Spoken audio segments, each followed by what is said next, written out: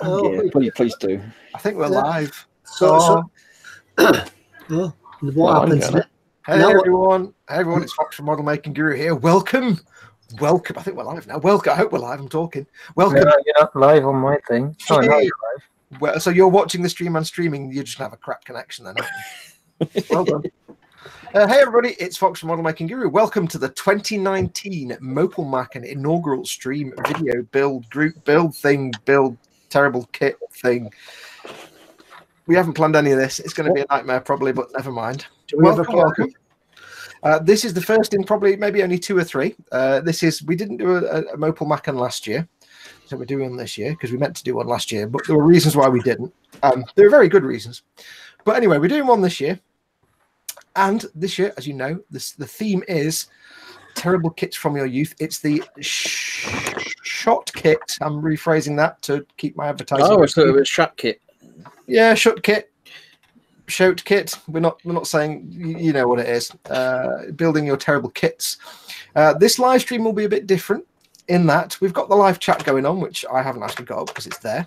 We've got the live chat as usual. You can join in there if you're watching this and you can't see the live chat. Click the YouTube link that's down here somewhere, wherever it is.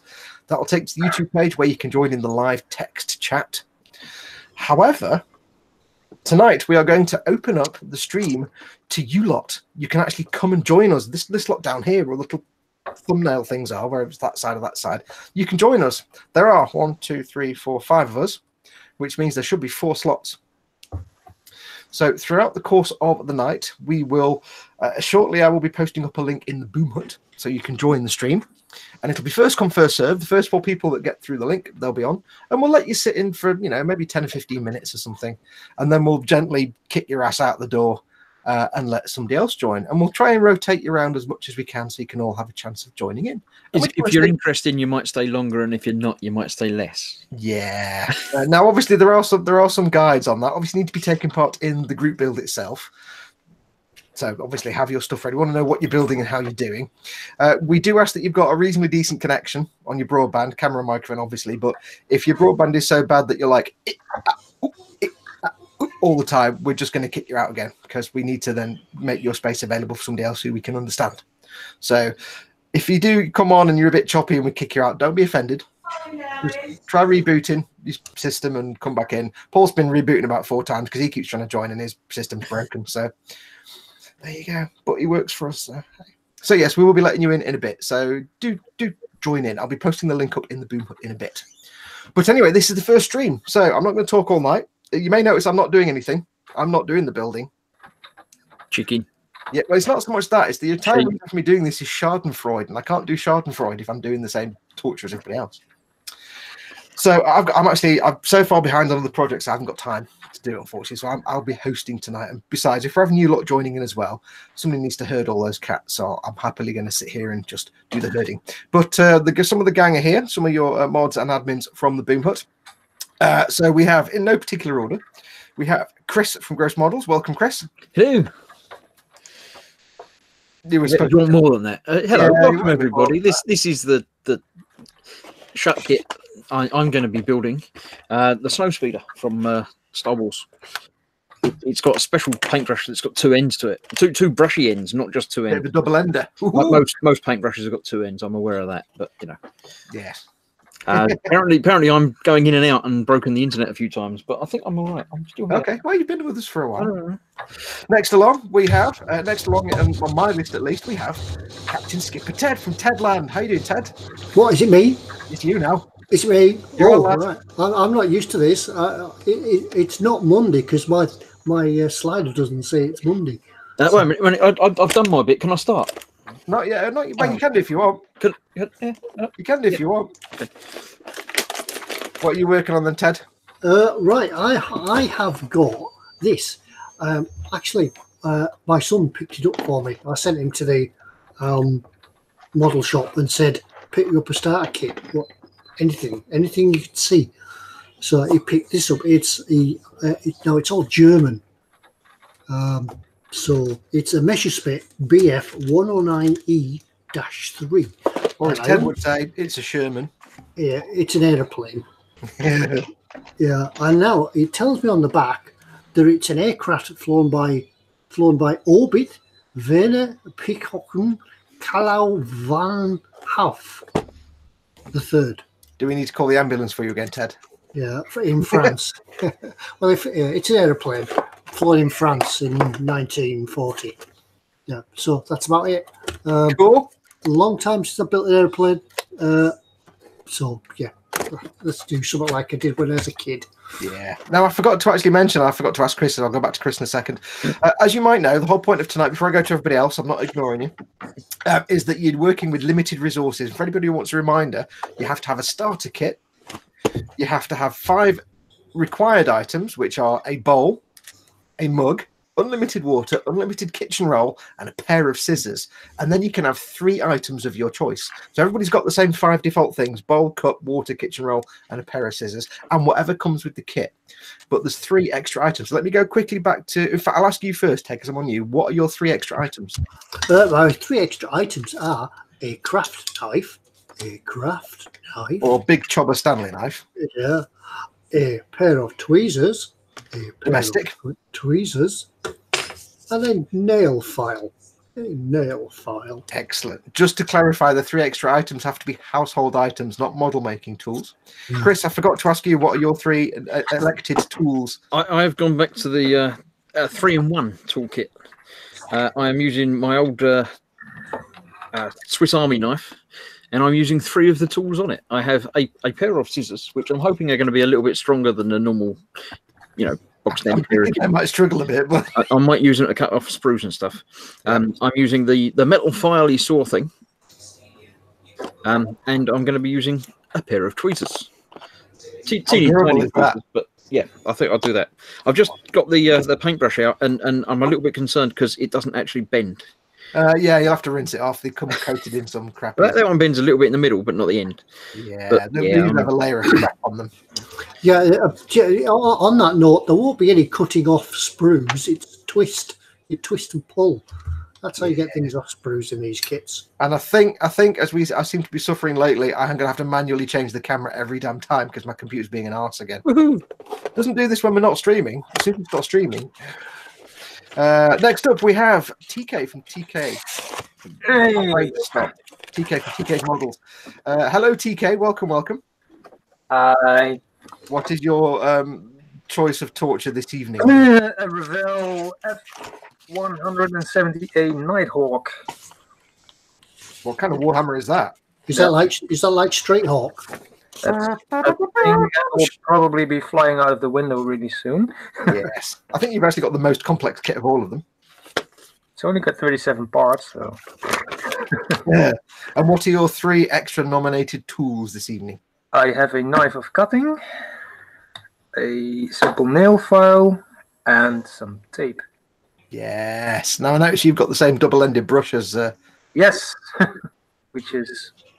Is the red and blue significant? Yes. Yeah. You've got red one end and blue the other. Yeah. You can only red and blue with this. Mine's different to TK. Mine's got red the other end.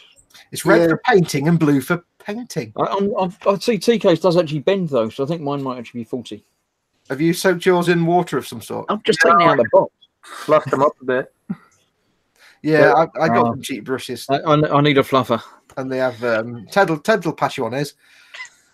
Now I'm going to try this and see what happens. I'm going to try going to Paul and see what happens because I think Paul may have no picture, no sound. But Paul, you may know from the Team Inept, like and subscribe, and Glued to the Sprue Models, is joining us, but we don't know if he's got any pictures or sound. So Paul, if you can hear me, London calling, what are you doing tonight? I can hear you perfectly. Whether you can hear me or see me, I have no idea. I can hear you, but I can't actually see you. That as a no. No? No. Well, in case the audio gets through, I'm doing a 176 Cromwell Mark IV tanky thing. My 3 items are a Stanley knife, a sponge, and a sandpaper. A sandpapers. And it's going to go horribly wrong. Yes. Now, just so people know, Paul has. To be fair, it's going to come out better than my connection will. Yeah. Paul has had some problems tonight actually joining us. He's been in and out. He might need to drop in and out a few times, see if we can get his picture back. He's having some problems with his computer. So he'll do his best to all we'll get is just swearing, probably. So, but if you see him drop in and out, don't worry. He'll probably just be trying to sort things out as best he can. And that's us lot for now. So I'm not actually building anything, but I do have an enormous bottle of beer to keep me company tonight. But if you see him drop in and out, don't worry. He'll probably yeah. If you see me drop in and out. So I've got a bottle of Lancaster Bomber to keep me company. I'm not building anything, but I do have an enormous bottle. Wait, I can hear someone. Who's got speakers on? Who's that? It's not me. Is that Paul being an arse? Paul? I expect it is. Yeah. Anyway, without further ado, because everybody's started. Anyway, off you go, lads. Off you go. Crack on with the build. As I say, everybody, I'll have a quick look through the chat and see who is in. I shall lock it on somebody who's doing some work. I'll lock it on Ted for now. Me? Yep. I can watch you unbox things. I found out that my instruction sheet is bigger than my work area, so I'm having a little bit of problem there already. So you don't need to see the instructions. It's Ravel, just random. It's good. Yeah. Paul sent me a message. One of the words I'm not going to pronounce on air, and the other one is he's going to reboot. Right, where are we? I'm just going to quickly check. Yeah, well, I like to have a good look around the box before I open it first and read all the instructions. I've just been having a look through my instructions, and I'm a little bit worried because it tells me that I need scissors, a paintbrush, tweezers, a knife, cutters, glue, elastic bands, tape, pegs, and I'm not allowed most of those things. There is a comment in the chat actually that somebody's just realised how bad it is to try and cut. He's forgotten how bad it was to try and cut parts off the sprue with a nail clipper. So somebody in chat, I'll tell in a minute, who's actually done that before. I'll quickly whiz through the chat. We have Sprue Glue Addict is in. It seems to be the first one in. Welcome. David Butcher, that model. Nick Butler. Good evening from Sussex, where the rain makes model building better. We have Chris at Grace Models, obviously. Colin at Best 67's workshop. Evening all. Dad is in. Good evening, one and all. And to make it more amusing, later on, Dad in a Facebook chat was saying, "Where's the link for the stream? The stream he was in." Well done, bless. We have Stig of the Dump says hello. Welcome, Stig. Zadster is in. We have who else have we got in? Candygram from Mongo. Greetings all. Welcome, Candygram. Nick Butler says, "Are we going for the shop kit experience and painting on the sprues overall?" Yeah, that's a point actually. Yeah, we did used to paint on the sprue, didn't we? I never did. No, I never did. I did. Yeah, when I was very young, I used to paint straight on the plastic. Well, I have to say, I've still got a World War II. I've got a Tamiya Willys Jeep that I painted on the sprue and without priming when I was about 13, and it still looks perfect today. So now then, should I do this wheels up or should I do it wheels down? Does it come with a stand? I'm sure it is at all. Yeah, if it comes with a stand, you can do it wheels up. If it doesn't, yeah, it's wheels down, isn't it? Yeah, but you've got to hang it from the ceiling on some cotton. That's true. Trot and Chard in chat says, "Still haven't decided on my tools. Open the kit and saw there's some very small snappable parts that I might not be able to twist off without breaking. Rethink in progress." Borry Models is in. We have who else have we got coming through? Phil East, evening all. Tom Rickliffs, and I thought I was going to be early. Jamie Bone is in. Paul Di Tommaso is in. We have Christopher C. Welcome, welcome. Sean's figurines, a giant hook needs to be used when kicking people out. I like that. Chris seems to be cutting in and out, says Jamie Bone. I've sorted it now. Christopher C. is ready to see the train wreck builds. Paul Di Tommaso says, "I forgot what a pain it was to cut parts from the tree with nail clippers." That's what. This is one of the reasons I'm not doing anything, because it's all about me getting maximum Schadenfreude by watching you guys all suffer. I seem to have a Ravel instruction sheet with actual staples. Mein Gott, das ist nicht richtig. Can I point out that your kit is already black, which is a bit of a swizz? But you are painting black on black, which could be interesting. I found my second problem. It's got a little page here that says required colours. Now, as far as I was concerned, the required colours should be the ones that they supply with it. Oh. And the first bit I've got to paint is the guy in the orange jumpsuit.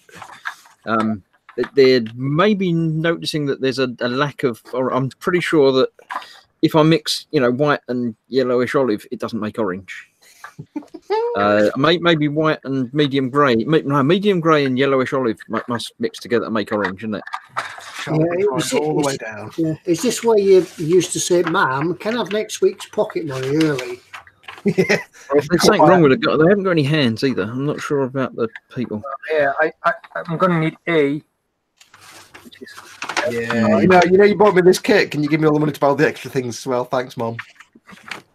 What else have we got? Candygram from Mongo says Ted's craft knife appears to be a very precise instrument. Oh yeah. Nick Butler, bonus points to the first person who splurges the tiny paint pots as they burst them open. I can foresee that happening. Lance Christopher is in. Welcome, Lance. Nick Butler said Airfix kit is optional for the stand. Speedy Q8, hello guys, bit of dashing about, but we'll pop in shortly to prove I've not started mine yet, and I'm not cheating. He's going hardcore twisty off the sprue style, he says. Trot and Chard asks, how many pilots are going to be painted weird colours because they never have flesh tones as one of the paint? Well, Chris has just found that out. Yeah, that was it. I've been wondering about the flesh tone bits. I was worried about the armour bits. How are your scissors doing for snip? They're working. I did twist it off, but I'm just trying to trim it neatly. You know what? This is probably all the time you've had that Swiss Army knife. In fact, in all the time that all humans have had a Swiss Army knife, this is probably the first time I've seen actually somebody use it for the first time. And look, these have been well used. Look, these are knackered and covered in gunk. But the sad thing is, you're still not going to find a use for the horsey hoof thing. Well, I'm not allowed to use that. I'm only using the 3 bits. I'm not even using the toothpick that I've got here. I'm not you got using the horsey hoof thing.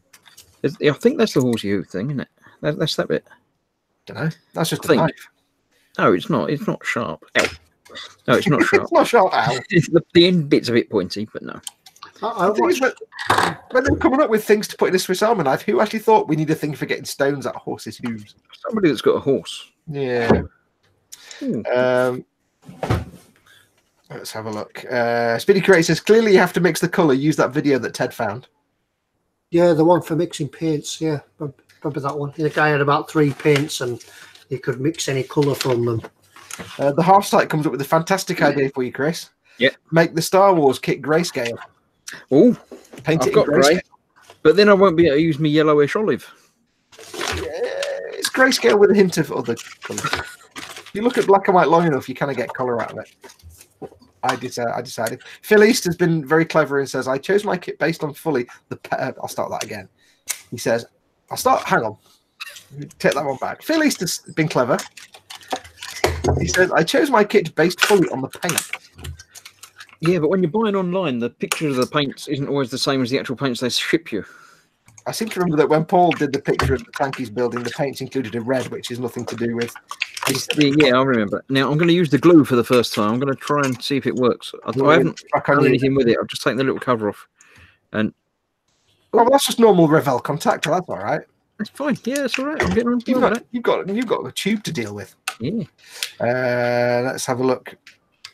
Oh, Ted and I, Paul Ditomas says, Ted and I will have a grey-faced zombie pilot for our Messerschmitt kit. Ted, I think Paul is building the same kit as you. Yeah, there's only 2 people got the same kit. Yep. These Humbrol brushes always look quite nice. They always, oh, that's quite a good brush, that, until you start to use it. Yeah, then it all goes wrong. Philly says, yes, he's sleepy after all that thinking. Sean's Figures says again about doing it in grayscale. Zadster says you should be able to use any emulsion that you have in the shed. We did think about that, but ultimately we're going off, you have to go off what's in the kit. Yeah. For paints. Because you have to imagine you've been given enough pocket money to buy the kit, and that's it. Which is why they've got to rely on household implements. Yeah, Dad's got a big padlock on the shed. You can't ever go in. You're not allowed in the shed. Yeah, ever since you asked him where the chainsaws are, he'd never let you back in again.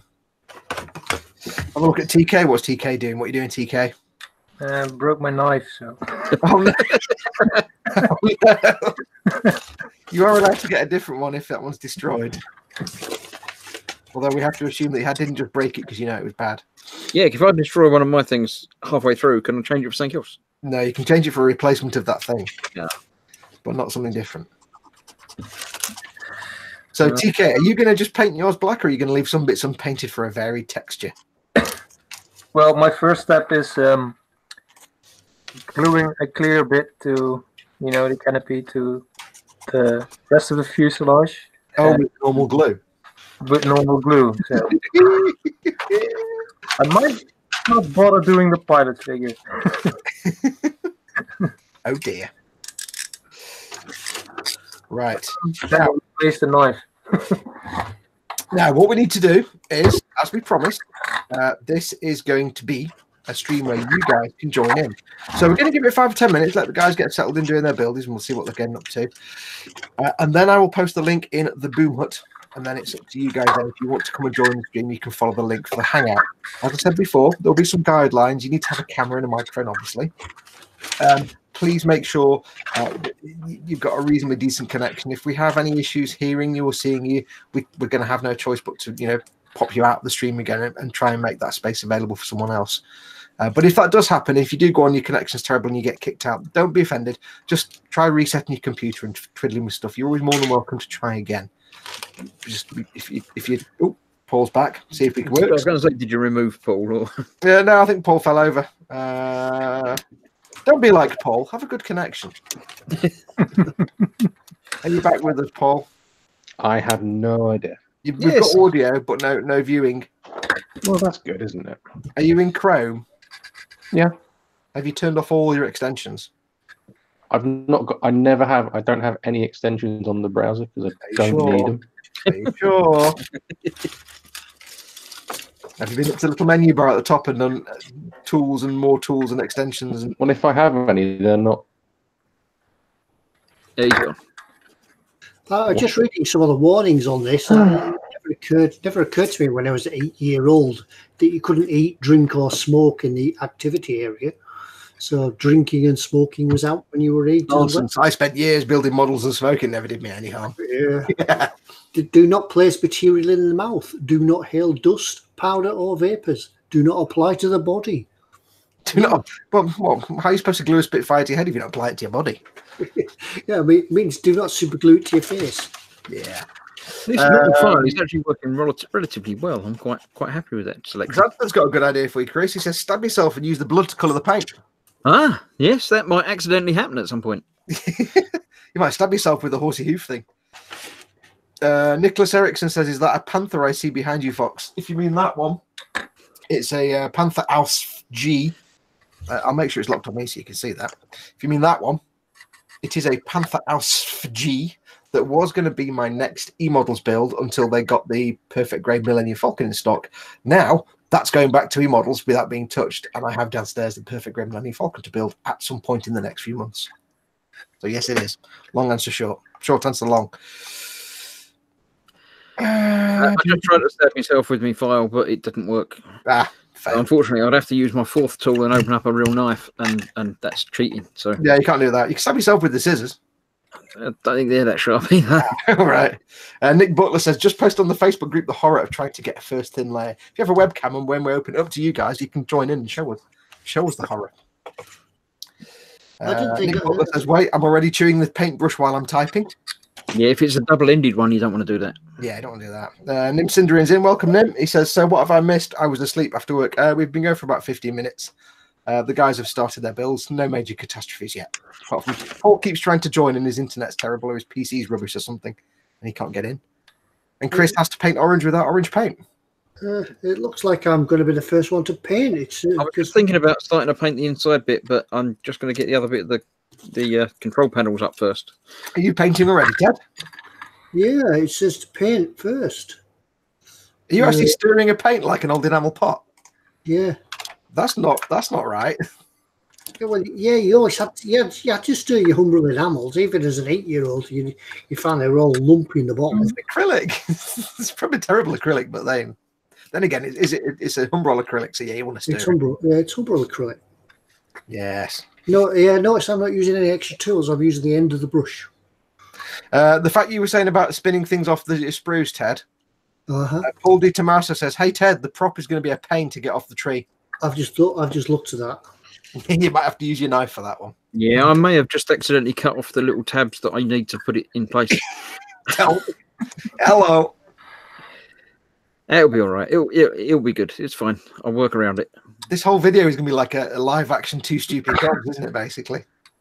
I think you should unleash the mob. Yes, I think I should unleash the link. Right, folks, what I'm going to do, I have prepared and ready a link. I'm going to go to the Boomhut now, and I'm going to post within the Boomhut this very moment.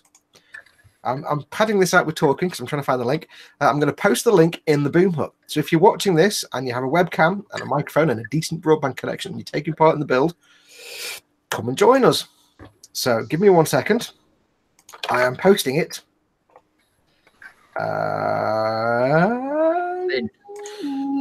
Later. Now. The link is now in the Boomhut. You will need a Google account, I think. Obviously, it'll ask you if you need one. Who's going to be the first in? Yep, so who's going to be the first in? Now, I will have to apologise. Anybody I'll forget your name. I'll always forget your name, and it'll all go wrong. So we'll just wait for you guys to turn up. I don't think anybody's going to. I don't think that's it. There's 4 of us in now, so we can probably get 5 people in at once, I think. Do you apply 2 thin coats with this paint? I think you apply one with the amount of paint you've got, you need half a thin coat. My parts don't fit. Let's see the first person to join us. Remember, it's open to everybody. We're going for a couple of hours tonight, probably, so it's open to you all. Yeah, we're going till it's my bedtime. It's very annoying because I can see some orange paint just off camera. Right. Oh, what's this? I've got some orange paint. I'm going to do some orange, yellow, matte something. What does it say? Olive yellow. If only you'd had like. Nick Butler is joining us. Nick Butler in the house. Nick Butler, welcome. Welcome. Orange, yellow, You've got the same as me, Nick. We have audio only for you, but that's fine. That's no problem. How are you doing, sir? Hello. Nick Butler in the house. Hello. Butler, welcome. Greetings. Greetings. You might want to turn your speakers down a bit because we're just hearing your speakers at the moment. There we go. I'll turn off your other stream and then you won't be back on. Oh, there you go. That's what you do. There you go. Dave at Butcher That Model has just popped in as well. Ugh, I've just opened this paint. I don't like the look of it. Oh, yeah. Ugh. I haven't even started mine. I haven't opened the box yet. Oh. Because the very good reason for that is some people not too far away keep making jibes about the fact that I build a bit quick. Have you finished it? I see. So what I'm going to do is I'm going to start and finish this tonight. Yeah. Yay. That's the way. 2-hour builds. Too 2 hour much build. patience. So what I've got for my tools is I did last week. the buffing stick, a cocktail stick, G Foxx in bed's hairdryer. Have you guys actually got cameras? Because we're not getting pictures for you. I'm not getting pictures. I'm seeing. Broadcasting at the moment. Yeah, I can. I can see him. Okay, well, it's just me not getting pictures then. That's a real pain in the bum. Yeah. If your dog If I left the hangout, what would happen? If I was came back in and there wasn't space, that'd be really bad. Break it. the other thing that's concerning me is all my stuff come in a little box at the top. How big is the paintbrush going to be? Quite little. Yeah, pretty small. What are you working on, Dave? There you go. And I got all your pictures as I've well. just turned on the actual stream on my phone, and I'm getting pictures of Dave and everything. Okay, so well, it's obviously something at my end then. I could go out and come back in again, but I don't know what happens. What's the worst that could happen? I don't think the stream would fall over, but I don't know if I can get back in if everybody else is trying to get back in. I'm going to start painting anyway. So This currently looks like I've spilt Ribena down the wing. And it's not even red paint. It's like pink. have you been cheating and using Ribena? I see. I should have done. See, it was. If you have a brightly coloured drink that's just the colour you need, then that's kind of legal if you happen to spill it. This is horrific, Fox. See, I made the mistake of choosing something that was going to be red, and I was hoping this would be red plastic. You thought wrongly, I think, there. See, the de Havilland Vampire kit was silver, so it's like, yeah, let's leave that black and just use the black paint that comes with it to panel line. This is this. Look at that. Look at that. Nick, I've had smoothies there. is that the Jet Provost? That's the Provost, yes. The neutral one. I've done it, mate. I did it on my YouTube channel. It does actually come out red. There you go. Oh, there's good luck for me yet. Yeah, it comes out red. You're right. But did you use the onboard stuff? Did you restrict yourself? I did. It's 2 thin coats. Actually, it's about 6 thin coats. Do you think it's 6? Yeah, that's more like it. Okay, that was weird. Everything fell over, but I'm back now. I think I've still got access to the button. Oh, hang on. And I've got pictures from everybody now. Thank Christ for that. There we go. Oh, awesome hat action. Kick ass. That's a very nice hat, Nick. Thank you very much. It's not quite a fedora or trilby, but it's all right. Yeah, it's a brown derby, my friend. As in my profile shots. Oh no! All right, now there's a load of Americans going. What's a derby? Yeah, I just had a cunning plan. Well, the English are going. It's the correct pronunciation. Thank you very much. Right, let's see what Dave's doing because I can see Dave now as well. I've lost my hat. You've lost you up. Lost my hat. That's what you say to all girls. You can't tell if I'm wearing a hat or not. It's fine. Just while we're all talking, Robert Branch says there he's still waiting on the Amazon to deliver his kit, which is worth pointing out that you don't have to actually start yours tonight if it hasn't arrived, if you haven't got your kit. It's not going to be all over in one sitting. There's a few weeks left of it, so you can join in next time. I have put the guys under instruction that they're not to do it all in one go. They've got to try and drag this out for as long as they bloody well can. If we can get 3 or 4 weeks out of this, then fantastic. I've just had a cunning plan. I think I might have cured my problem with the guys. All right. If I paint the inside of the canopy in the solid green thing, then you wouldn't be able to see them. Or what you could do, why don't you paint the inside of the canopy black? I haven't got black. Have you not got black? No. Yeah. That's fast, isn't it? Do you want to borrow mine? I've got medium grey. Oh yeah, so olive green, good choice. There you go. Just And mix all 4 colours together. I could cover it all in the super glue, and that would just mist it up, wouldn't it? Well, no, it's not that kind of glue. It's a type of glue. If I use enough of it. Well, you could just paint them grey and mix in, just get different shades of death and grey. Call it a chaos snow speeder. Shades. You're talking about shades. Shades, as in shades of colour, not shades. Colour. Not How do I shades, get shades of colour with the 3 pots? Dave, what are you building, mate? Because I can see you now. So I'm building the Spitfire because I just want to shoot Ted's 109 down. fire. And how much was that price label on the front that we can see there? It was £9.99 English pennies. Kick ass. Oh, Also, can I also say you seem to have got yourself a decent camera and broadband connection finally? What can I say? I know. Gone are the days of being on your mobile doing it. I know. It's gone off. It was actually a present. It was actually a gift from Dad. It's the old Logitech C190. Oh yeah, you can't get wrong. 2, 5, 6, 7. Now we do have. There's only 7 of us in. There are 2 slots.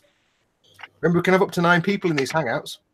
So there's still space for 2 more people to join before we rotate these 2 reprobates out. yeah, quite right too. Yeah. So do join in. I've put the link in the Boomhut, the Modelmaker Boomhut. Oh, talking of that, we have Tom Rickliff has just joined. Hello. Welcome. Hello. Before we rotate these 2 reprobates out. Well, we've still got a space for 1 more reprobate. As well. Commented, he says, "Don't hate me, Chris, but I've got a full mini tub of orange just for his headlights." Hey,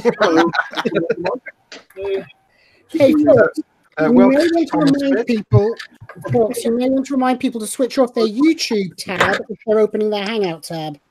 Yes. Yeah. Yeah, if you are watching the stream, please pause the stream so you don't get feedback and we all hear you watching the stream, which gets really weird. If you are streaming and you're not used to streaming, we do recommend that you turn off everything that isn't relevant to the stream, like every tab in your browser, everything else, just to get the best stream possible. Okay. And if you're watching the stream, pause it. Because it's twice the bandwidth. So, Tom, you're working on the Foxx Wolf? Yeah, never done an air fix. You've never done an air fix. You'll never do another air fix, trust me. Well, couldn't be as bad as Revell, right? Air fix is like Revell, but a lot older. Uh-oh. Okay, so for my tools, I posted it earlier. This, toothpicks, and one knife, but specifically the short one. Cool. I forgot to ask the other guys.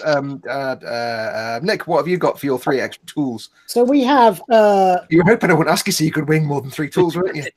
Oh, shucks. We have sellotape. Very important. We have. There's an emery board, but I've lost it. And T-wipes. T-wipes? Yeah, well, you know, I don't wipe my fingers after eating my bourbons, otherwise I'm going to get grease all over my kit. I mean, I'm not a savage. Bourbons do count as one of your items. They don't really. I've just come across my third problem. I want something to hold the little dudes so I can paint them, and I haven't got. Leave them on the sprue. Sprue them in place, or do it on the sprue. I'm thinking I'm going to put them on the sprue. Now you've got to sprue them in place over. No, I'm going to put them in and paint them there because that'll be easy. Yeah, Dave, what are your 3 extra tools? Now you gave us some troubles over the last few days with your suggestions for tools. You never do well. No, actually, can I ask before Dave goes into what his extra tools are? Is a headband magnifier counted as one of his 3 items? That's kind of a necessity. That's we are then, because I wouldn't be able to do it without one of those. Actually, Spid, I forgot I had it on. I've been painting like details. I've been busy painting Warhammer. I've been doing the gash, mate. I actually had it on. He says. But yes, we don't count a visor or magnifier. I would think that's all right, because otherwise you'd have to take your glasses off and stuff like that. Yeah. So, no. Well, remember, 40 years ago we didn't need them. That could be an idea for the next build. We could do blindfold. Oh, God. So anyway, going back to Dave, which I asked half an hour ago. Yeah. Because I need to lock him down to 3 items before he starts grabbing all kinds of things. All right. Right, because of this speed build I'm doing, I'm going to build it tonight. I've got. You don't have to build it tonight. You know, you can drag it out of the next. No, he has to build it tonight. He's put himself a little challenge to build it on the live stream. Yeah. So I've got. It's a live stream. Sand stick, sponge thing. Yeah. A cocktail stick. You're allowed more than one. If you have a pack of cocktail sticks, that counts as one. So you'll have more than one if you need it. I've already pre-done one. I've already got my scissors and chopped one end flat. Okay. And but I've got a problem. What? What's the problem? My tube of glue has a cut in it. Oh no! It was stuck to the bag. Did you cut it when you opened it? Is the glue all solid? It's chipping away. Yeah. I think I'll make a management rule and say if you've got something like that where the glue is no use, you're allowed to substitute a different glue. My glue doesn't work. I've even got a better one. Even better. My glue's split as well. Yeah, my glue's just split. It hasn't. You never mentioned that before. Anyway, Dave, what was your 3rd tool? My 3rd tool is these lot in here. Okay. Is this a fair substitute? What's that? Testers. Yeah, that'll do. Tubo snot. Yep, an alternative glue. Yeah, if anybody because a few people have said they've got like dried up glue in their kit. If you have got a glue that's gone all hard and crusty because it's really old, you can substitute it out for a different glue. It's fine. Okay, but nothing fancy like Tamiya, right? Yeah, go for a really crap tube of glue, unless you've got no choice, in which case it's tester. How much? Yeah. As long as it's like that, that's fine. Well, you guys don't know that, right? Now maybe going to Spid, who's not had a chance to say hello yet. That's quite all right. I know it's busy. Hi guys, hi everyone. I'm not going to hang around for long because I want to give everyone, all the guys who don't usually get a chance to drop in and say hi and show off what they're doing. But don't worry, we'll kick you out after 5 minutes. As most of you will have seen. Thank you very much. I'm building the Warhammers Orc bikey thing which is kind of like a bit of a half-tracky thing. It's got a track on the back and a wheel on the front. Is that a back track? It's like a bit of a Kettenkrad-ish looking thing. Yep. And it's surprisingly not bad looking. Comes with a Citadel brush. Did you put a video some dubious looking paints. And the tiniest tube of glue you've seen in your life. Yes. You've lost it. So, yeah, the tube of glue. Let me show you. This is slightly worrying, in fact. No, it's brilliant. Trust me, it's awesome. The tube of that's the glue. Yes. It's got to be what, 3 milliliters, if that. 0.5 grams of. Now you are allowed to use a pin to open the tube of glue, but you've got to put it away again once you've done it. It does actually come with a little screw-off top thing, so you can sort of reseal it, which is kind of funky. But we'll have to see how long that lasts and if it will do the whole model. And what are your three extra tools? I noticed after I'd done the unboxing thing, it shows in the instructions a big base for the bike, which isn't in the kit. Hooray! But the decals are not decals, they're stickers. How cool is that? Awesome, that's so bad. It's that's what I complain about normally, but in this case, that's just so cool. Yeah. So what are your three extra items then, dude? My 3 extra items are, I've got my scissors, which are part of the whole thing, and the water and all that business. I've got an emery board, nail filey thing, and I've got cocktail sticks. Cocktail sticks. Yeah, we did. Go on. Cotton buds. That's 4 things. You'll have 4. Yeah. Oh, you only have 3. The scissors are part of the thing. Scissors, you said. You see. You got cotton buds, cocktail sticks, and an emery board. And an emery board, yeah. I'm going completely knifeless because I'm going in, and this. I'm probably going to regret doing this because the sprue gates are a bit. The sprue gates are a bit monstrous on this thing, so I'm probably going to regret doing this. Or I'm going to go with the whole good old sort of, like I did when I was a kid, the twist off the sprue method and clean it with an emery board. You should have some fun with that. So, now, for everybody who's watching, do keep in mind there's only 8 people in, so we've still got a space left. So if you're in the Boomhut, if you're watching this, and you're a Boomhut member, there is a link in the Boomhut. Click on that link; it'll bring you to the Google Hangout where you can join the stream. Just a little bit for people that want to join if you've not done a Hangout before. Do make sure you've got a decent connection so we can tell what you're saying. If you've got a terrible connection and we can't figure out what you're talking about, what you're saying, we may kick you out, but don't be offended. It's just so somebody else can have a chance to get in, so you've got a chance to reboot your PC. When you're in the Hangout, if you want the camera to lock onto you, I'm doing it manually. You have to actually speak. If you hold something up to the camera, it tends to move to you because it'll pick up that you're speaking. So if you're going to hold something to show something off, make sure you're talking when you hold it up so I can see you doing something and I can lock the camera on you. And last of all, kind of Hangout etiquette, don't everybody talk at once because it gets really confusing for people watching. So hard to do, but for those of you who are going to join in a bit that maybe don't know, you're not familiar with Hangouts, you kind of have to talk. Can I just say, just to get my infantile side out of the way, we've got the Orc War Bike, and just because an Orc knob. Mega knob. Yeah, Paul got his mega knob. That's me done now. So I'm just gonna follow the instructions, start with the bike, and work my way through and see what kind of disaster I can make. Make it the best you can. Paul's given up. He says he's just going to, so much for joining. I'll just heckle from the chat. Okay. Sorry you couldn't join us, Paul. Let's have a quick look at chat and see what we're doing. Nick, you were showing off your nightmare painting earlier on. Yep. Well, we didn't see it. Let's have a look. Oh, look at that. Look at this. This is 3rd layer so far. Oh, it's like painting with thin down lipstick. It's horrible, isn't it? First part snapped off. I miss my Humbrol enamels. Those things would go on like thick sludge of colour. In all my life, I've never heard and will never hear again anybody ever say, I miss my Humbrol enamels. They're awesome. Are you out in the garden, by the way, Nick? I'm in the conservatory. Oh, very, very far. It's the other it's the other cave.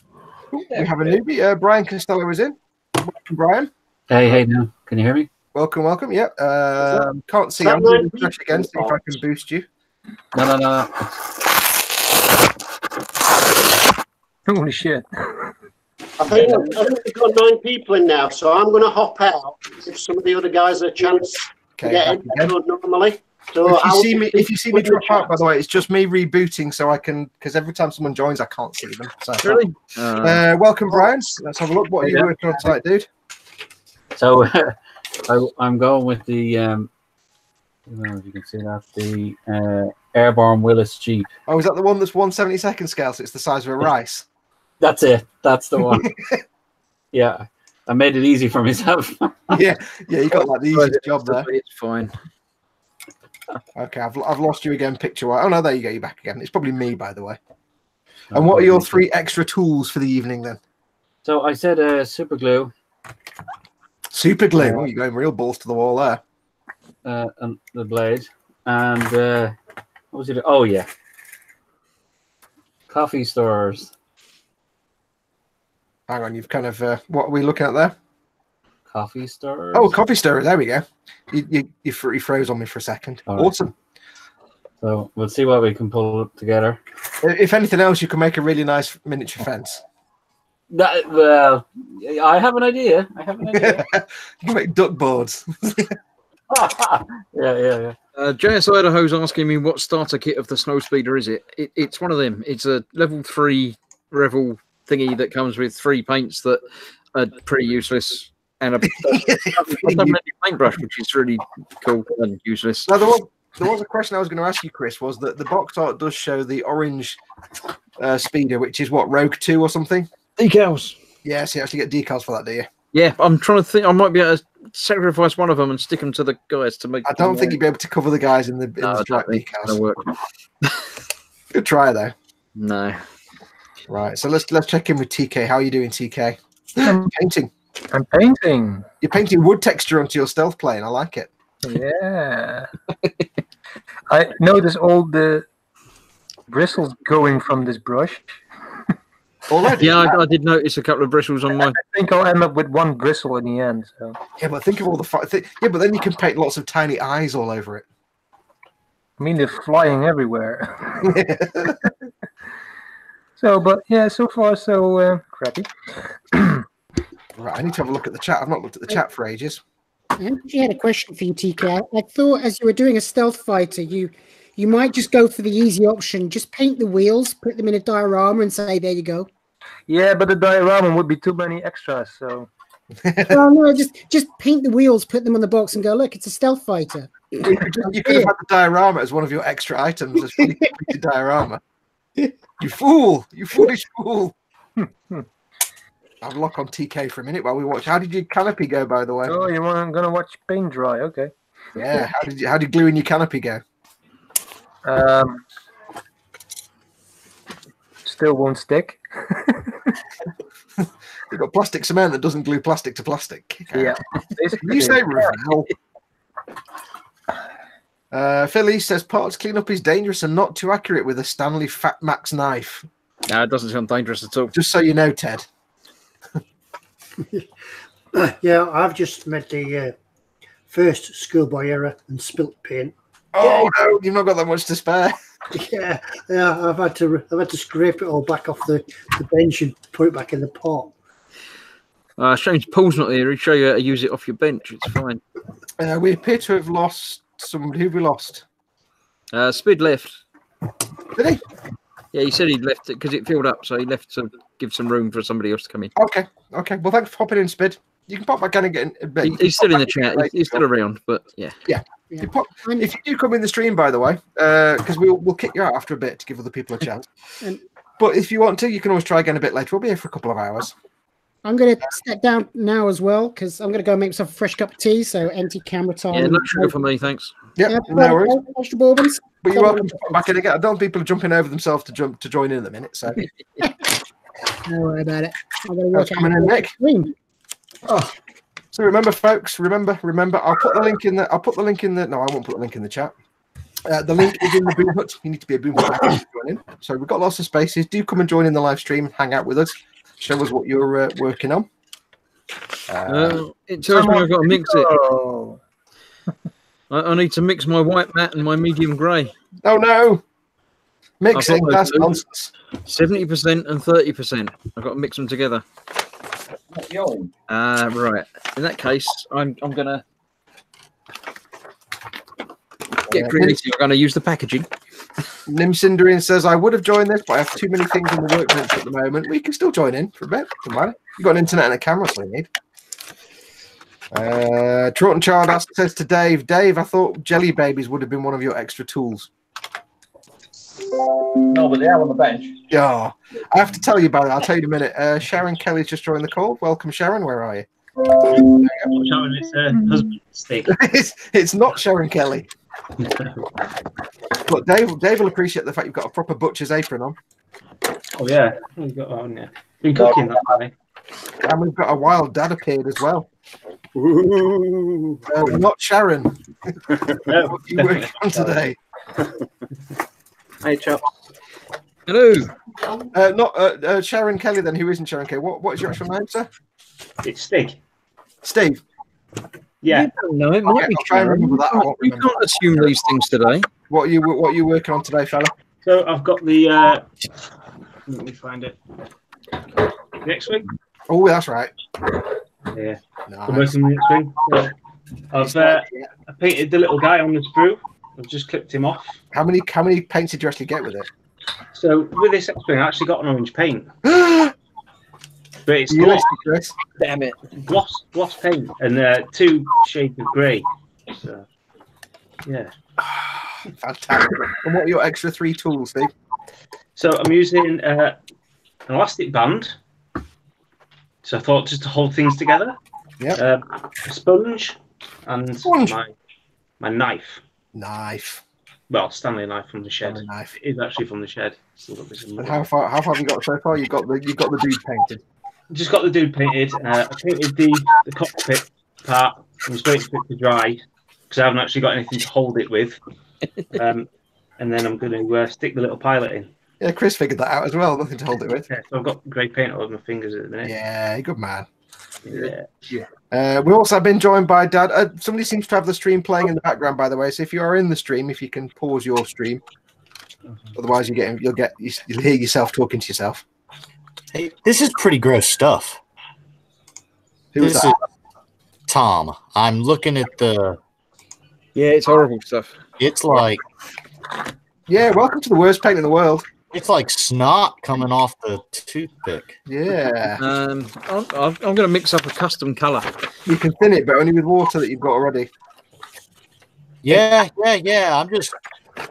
I'm just seeing if it's. Is the regret washing over you now? It's a shame. Oh, yeah. The Fox, it's a shame, Ted, that he's in the States because I've got so many pair of these. Look at all that glue. Come on. So it is just like testers, though, right? It's like just snotty, real thick. Yeah, horrible tube glue. Horrible stuff. Let me jump to Dad because Dad joined us. Welcome, Dad. Hey, mate. You okay? I'm all right. What's your terrible kit, Dad? Mine's like Nick's. It's a Provost I'm doing.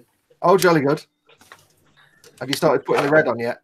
Yeah, I done what I used to do when I was a kid. I just cut everything off the sprues onto the bench, and then work out how to put it together after.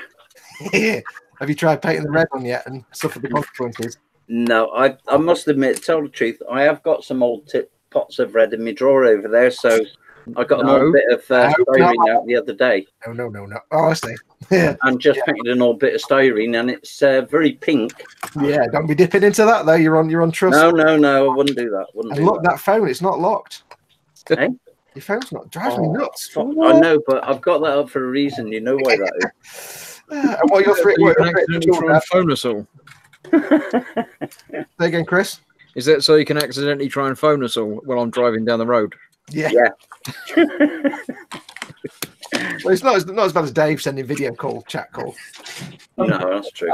Yeah, we just black one. Yeah, Dad. What are your 3 extra tools then, Dad? They are a pair of tweezers, a cocking tail stick, a cocking tail stick. I wonder what you said then. and an emery board. Emery board. Fuckily toy. Also, a puffing counts as one item. So I've come across one more problem. Go on. I just see that I've got to paint the canopy and the little fine lines and stuff with a brush that isn't capable of brushing. Oh no, I got no. I have a solution for that as well. I can wait because eventually my brush will be fine enough to do it. Or this is an older trick: is if you break the toothpick and chew on it, you can make a little brush. I haven't got a toothpick as a choice. Oh, that wasn't one of yours. Well, you know how like Dave had a million glues that you need, Tom. Now you've got a million cocktail sticks that Chris needs. Yeah. Can we have some sort of swap meet? There we go. Only problem is I'm on the east coast of the United States. Take me a while to get it. That's fine. It'll be all right. and TK I all didn't actually even going notice you guys cutting it out, separating your parts. You guys got that done pretty fast, and I didn't see it. That's being a pain in the rump. I just used my scissors, and I think I broke the wing. Don't. Welcome to the joys of using the scissors. So now I'm holding it on my mat with my knife, and I'm getting better results. But I didn't see anybody cutting theirs out, or I wasn't paying attention to the screen anyway. And probably find half of them are doing it off camera with like things they're not supposed to be using. Oh no, he's got a knife out. I saw somebody with a knife cutting them out. I'm using my little scissors, and they're working quite well. Oh well, those things are almost like nippers anyway. Yep. Like a side flush cutter. Now we do have somebody in. Let me just refresh. I can't refresh, so I can't see you. But I've got somebody I can see as the downhiller. That's all I can see. Can you hear me? Are you there? Yeah, I can hear you. Can you hear me? I can't sadly see you, and I can't refresh my browser because I'll get kicked out and I won't be able to get back in. So who are you, and what do you know? Can you hear me? That's the first I can hear question. you though. Oh, brilliant. Am I supposed to be able to see my video on the little bar at the bottom as well? Because it's black on mine. Yeah. Can anybody else see this? Quite often you can, but if you cannot see you. Okay, I can jump out and I'll jump back in a bit. I'll tell you what we'll do, because it's probably just because there's 10 of us. What I'll do is, Tom, if I may, you've been in for a little while. I will jump out. I need a beer anyway. I can try back later, right? Yeah, you can try again. Just to give everybody. Where are we at? How do I leave? All right. Peace out, guys. See you later, mate. Thank you for coming in, Tom. Right, the downhiller. Let me 1, 2, 3, 4, 5, 6, 7, 8, 9. 1, 2, 3, 4, 5, 6, 7, 8, 9. I'm going to refresh. I might not get back in. If I don't get back in, somebody else has to host for a bit. Will someone miraculously get the button? No, I don't think you do, but I'll give it a try. Back in a second. Well, I'm going to jump out for a bit as well because there's enough of us in, and then give somebody else a chance then, and I'll come back later. Yeah, we'll see you later, Dave. Thanks. There we go. It still didn't work. Never mind. Oh, well. I'll just have visions that I'll do this at one point and I'll be able to get back in. The stream will just go for 8 hours. So the downhiller then, my apologies. I can't actually see you. Who I think I'm going to jump out and have a tinker with my webcam then. And see what's going on. I can't see you either. So. Yeah, cool. If you want to click on the little cog icon on the menu at the top of the session. Yep. In the settings. Yes. Now we're talking. Make sure you've got the actual webcam selected. There we go. Woo! Hoorah! Right? Welcome. Who are you? So my name's Rick. I am working on the snow speeder, and I've gone for emery board. Yes. What else have I gone for? Like a kitchen sponge, which is out of the way at the moment. Alcohol. It's always a good thing you could. Yes, I was actually thinking about that. I need to go to the fridge and get a beer. And detergent as well. You didn't go for the special ingredient of a big pot of orange paint. No, unfortunately not. That's why my crew guys are basically going to be dead in the snow of Hoth, abandoned. Cool. You're having a crewless vehicle. Yes, that's what I'm going to go for.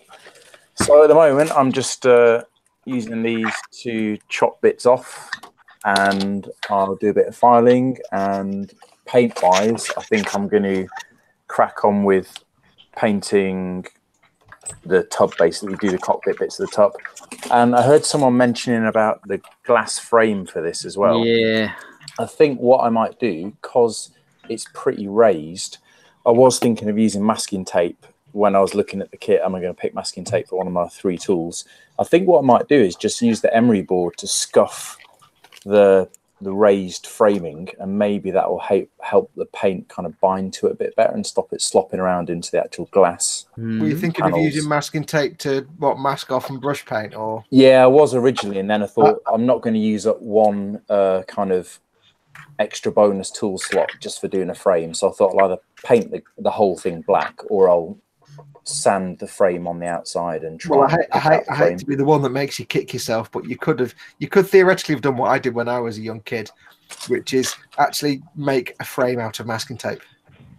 Instead of using masking tape to mask off, thin strips of tape over the frame and then paint over them.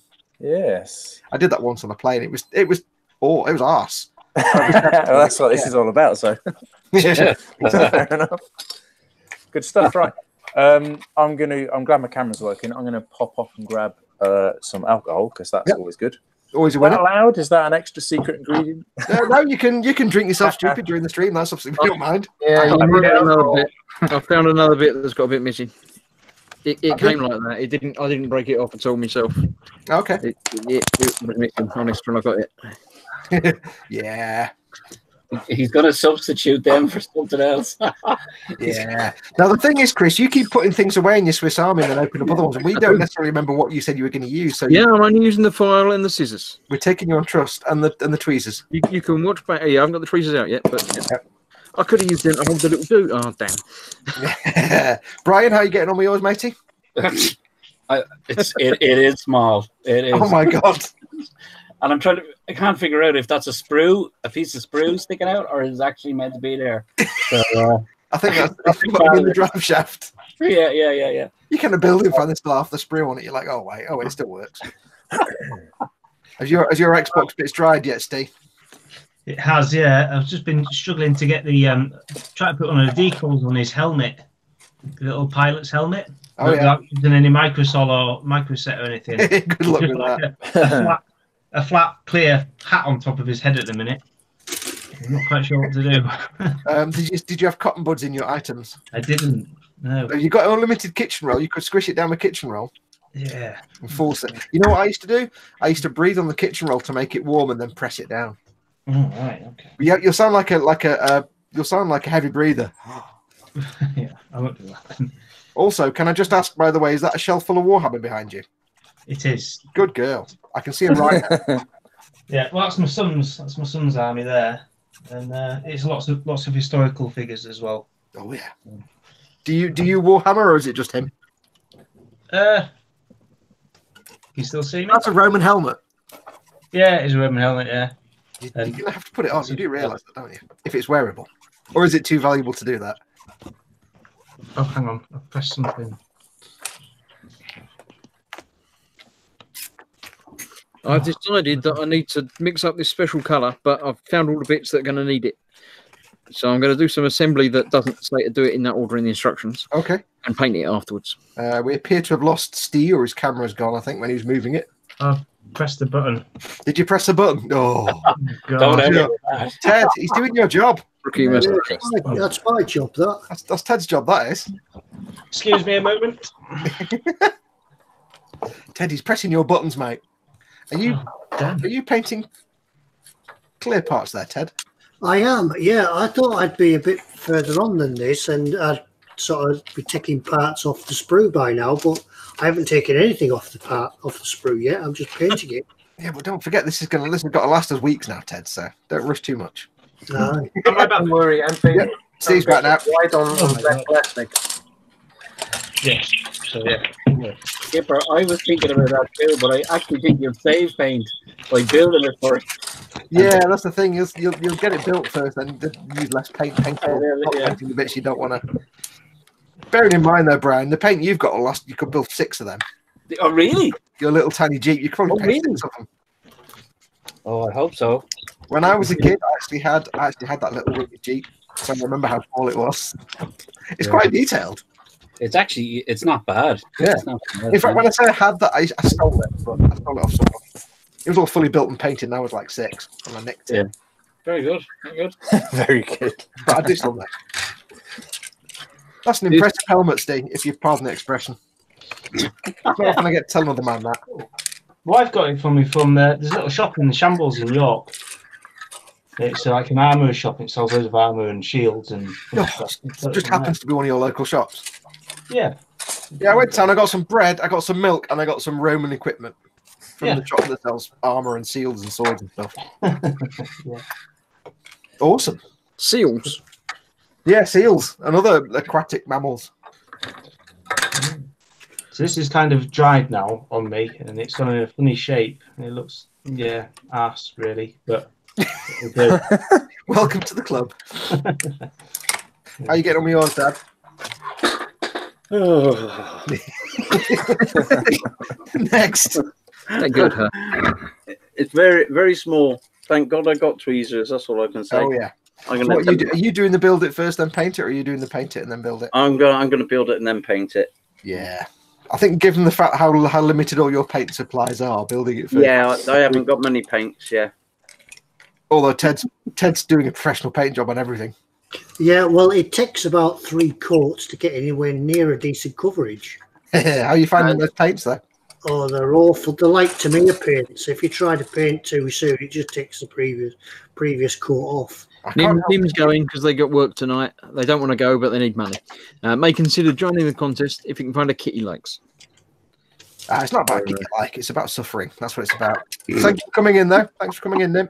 Bye, Nim. Ted, we can see that. We can see your mobile, Ted. All right. If that's a private conversation, you're right on telly there. Says me leaving the camera locked on him. Nick Butler says, yeah, if we all club together, we can save the seals. They're delicious. Save them all for me. Yeah, we can form some sort of club. Yeah. I came back. Is that okay? Dad JS Idaho asks if you're making the Jet Provost. Yes, I am. Yeah. Yep. Yeah. As was Tom. Oh, Tom's back. Hey, Tom.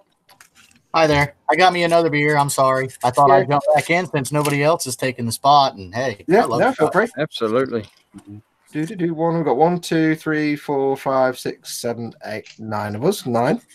We'll cycle some of you around again in a minute and see if anybody else wants to come in. I heard people talking earlier on about painting on or painting off sprues. Do you reckon that's was that a generational thing, or was it just a kind of discipline thing, whether it was armor or figures or, planes and stuff like that? I think personally, I've never painted on sprues in my life. No, I never have. I didn't know it was a thing. I think for me it was, I did it when I was a child and knew no better, and then I became an adult and stopped doing all that nonsense. Yeah, it was. I remember it was that's the way they advised you to do it. And it was handy for when you just wanted to hold a small part in your hand. Yeah, true. When it was that was back in the days when they advised you to paint with enamel paints and terrible. Yeah. So put it in contact with all the other advice they gave you. They hated you. Fox, you're being asked where your kit is. I'm not doing one of these, as you may notice. Several reasons. One, I've got a beer, so I can't. I'm also not doing one because I've actually backlogged on a lot of other projects and I haven't got even time to do it. But the other thing is, of course, somebody has to sit and herd all these cats down at the bottom for all the people joining in, because we've got you guys joining in. One of them sit and sort of manage all that and rotate people around. So I've volunteered to do that at the same time. But it also means I can have a beer, and I haven't got time. I've got too many other things on the go at the minute. So it's a graft. By the way, if you didn't join us from the start, and you don't know what this is the Modelmaker Boomhut 2019 Mopelmaken shoot kit. I'm going to say, not the name. Terrible kit group build. You are welcome to join us on the stream. There are 9 slots. You can see that at the bottom. We will cycle through. If you're a Boomhut member, remember the Modelmakers Boomhut, which is a Facebook group. It's facebook.com/groups/model Boomhut. Go along to there if you remember. There is a link. I put a post up about an hour ago, a link to this hangout that you can join in. So go there, click on the link, and you can join us on this live telly program. If you're trying to get in and it won't let you, it means there's no spaces. Just keep trying. When one of these guys drops out, you'll be able to try and get it. It's first come, first serve. And we usually keep on for 10 or 15 minutes. Yeah, I'm going to drop you off there. Yeah. I'll dip out, Fox.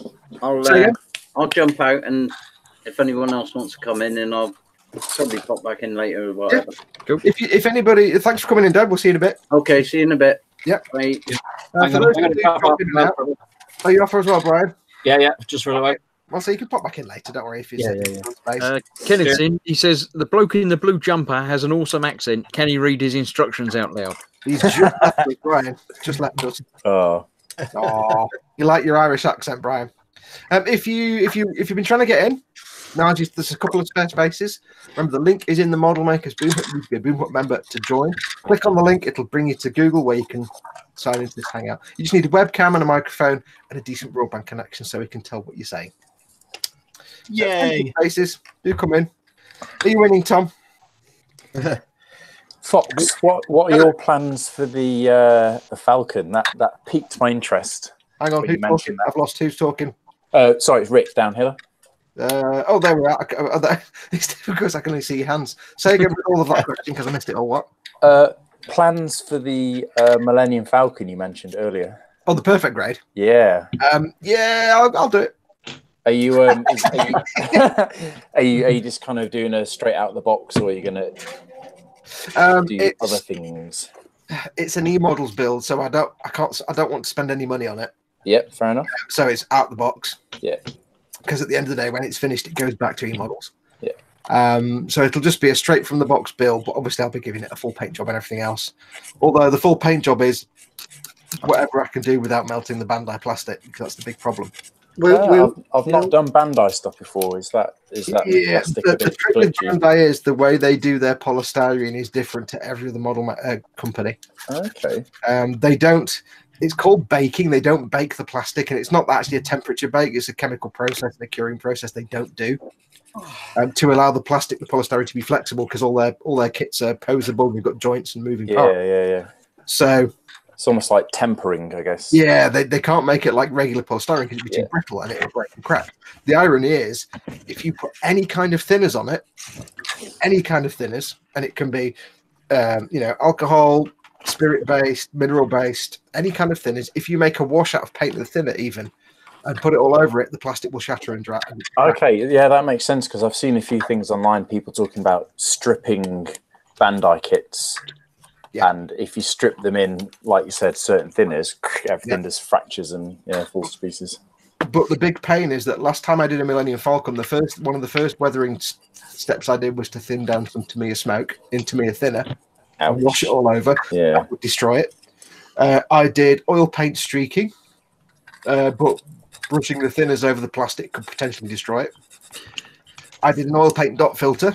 Same again. The thinners. It's like bomb disposal. It's like having to put with techniques and things that aren't going to potentially damage it. It's where anything that if you prime it and paint it, it's probably going to be all right. But it's anywhere the thinner gets in that's exposed bare plastic, and it's under stress because it's a joint.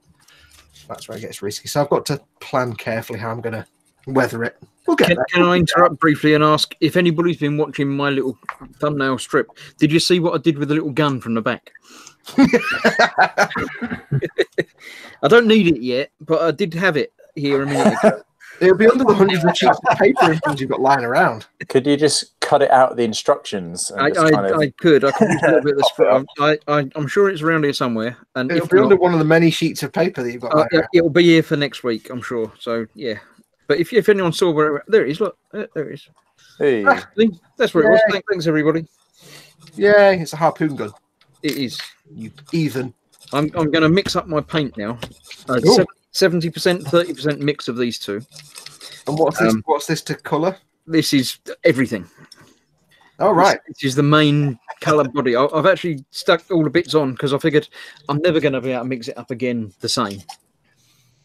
The thing is, this is a big risk, though, because once you've mixed it, you've used a lot of your paint up. Well, yeah, but that's pretty much all of the paint I need for it, I think. What if you need to touch it up? Then we'll worry about that later. But I'm concerned that I can't do an accurate 70-30. Okay. So I'm just going to pour some out onto a I shouldn't really express the concerns because I'd rather watch you. I'm using a bit of the packaging material just in case anyone was worried that it was, extra stuff. This is a bit of the box. That's allowed. Stop waving it around. You're going to spill the paint and make me nervous. I'm just going to. That's 70%. You're committed now. So I need 30% of that.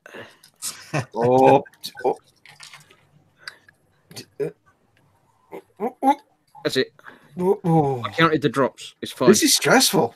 It's lovely. There you go. Leave it on. Can you switch it to his? I want to see how this turns out.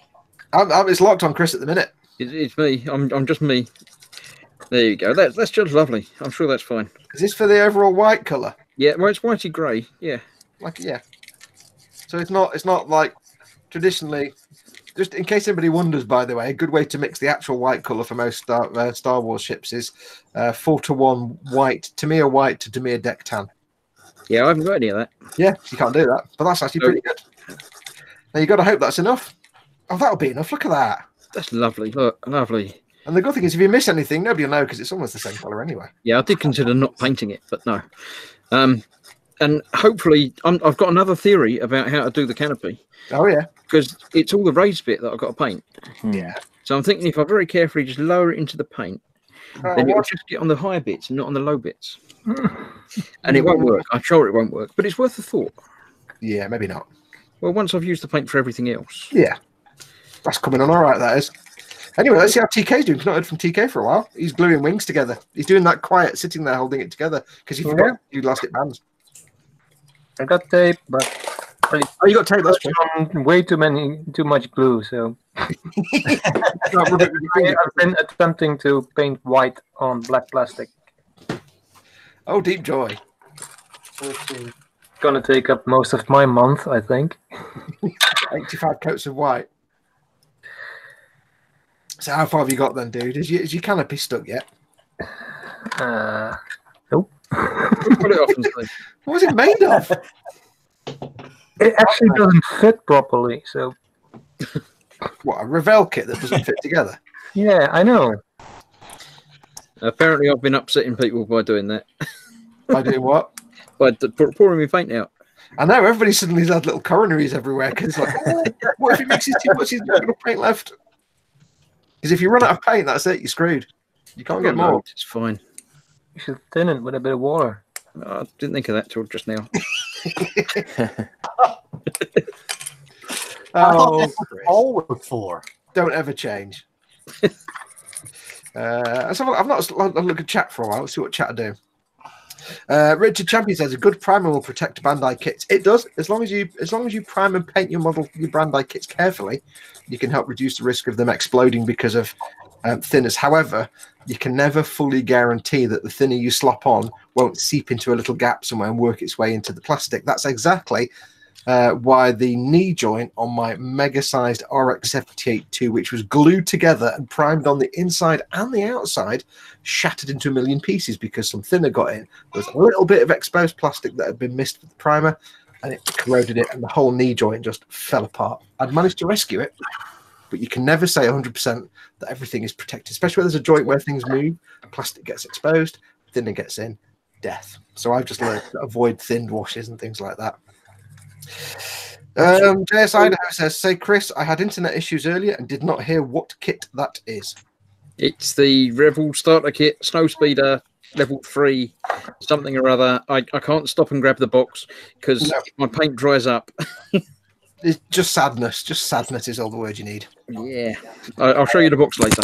Yep. Nick Gortler says, and now I am applying the Provost cockpit decal. Wish me luck. Good luck. Osric says, Chris, really living dangerously. Zadster says it will be interesting to do a version of these kits properly. I'm doing it properly. What are you talking about? This is how I do all my kits. Thomas changing camera. What? Yes. Top of a head. Sorry, I'm leaning up because I was just going to kick back and actually hang out because I am getting frustrated with it. It's no, it's not relaxing, joyful hobby that I'm grown accustomed to. Embrace it. Why do you embrace it? Being the host of it. I'm not stupid, you know. It's like because I'm sitting here. First, I was going at it with these scissors. Right now, I was trying to be true, and it's like, okay, kid stuff. Now, one, I remember my mom always had. Let me go. But see, I got one in my toolbox. So, don't try and hold these double-ended paintbrushes in your mouth. No. Okay. This. You remember the old emery boards like women of class would have? They would have. They looked almost like the plastic. They're the metal file. Yeah. But they would have the intricate inlays almost in the handle. Yep. That's what that. Because, well, be the last thing I took. So, I got this, and just because maybe I could polish, but now after messing with it, well, I mean, I'm taking I am mangling up the corner of this wingtip, just trying to get it off the sprue. Yeah, this is where the fun comes in, dude. This is why we're reliving our torturous youth. That's why. No, my youth wasn't this tortured. This is Buddhism. Life is suffering. I always at least had the testers would have a starter kit. and it would be like it would come with a few paints, a knife, a couple of brushes. Now, tester's brushes, this brush is way better than a tester's brush. Without a doubt. Well, this is the idea. It's not about making it good. This whole thing is about suffering and torture. As we've said several times, it's purely about me getting some Schadenfreude on. I'll be really honest. Oh, well, I'm looking at it because I wasn't the smart one who thought about, oh, you know what? Tape might be useful. I was like, well, you know, how am I going to hold this thing together? And I'm sitting here trying to weigh it down. That's what you saw the top of my head for, is I'm trying to weigh it down with the knife. And I'm like, if I put a gob of goo here and balance this just right, maybe it won't have, 2 millimeters between the tail and with the pieces of meat. It's like, well, I don't have any putty, but I guess with this snot, I got enough of it now. I could use it as filler. Dude, technically, just a pity it takes like half an hour to actually cure to anything more than liquid. Yeah, sit there a while, right? Yeah. Somebody, who was it? Brian Costello says to you, Tom, that's the idea, Tom. Kick back and have a beer. Oh, yeah. No, that's why it's like I'm about to pop out and get this one something to munch on. And then JS Idaho says you need more beer. Yeah, I need another one. And I'm hello, small mini Tom. Yeah, that's my daughter. Are you going to leave? JS Idaho says just use more Tester's glue. Oh, yeah. No, you can. If it, it goes badly with beer, so I wouldn't. Oh, no. See, that's why I couldn't even smell the Humbrol bottle. Like, I mean, Philly says, my history of bad Revell kits is working in my favor. I think I'm generally enjoying this kit. I think for any of, especially for British builders who grew up in the 70s and 80s, this will be like a return to their childhood. I suppose for yourself it might be a bit different, but especially for people in the UK who grew up with this kind of kit, but with enamel paints instead of acrylics. Now, I always had enamels, the tester, the little bottles of testers. Yeah, I got one sitting right over here that I got screw glue in. You know what I mean? The little tester, that's enamel. Well, that was you don't actually get testers over here, but we know what testers are.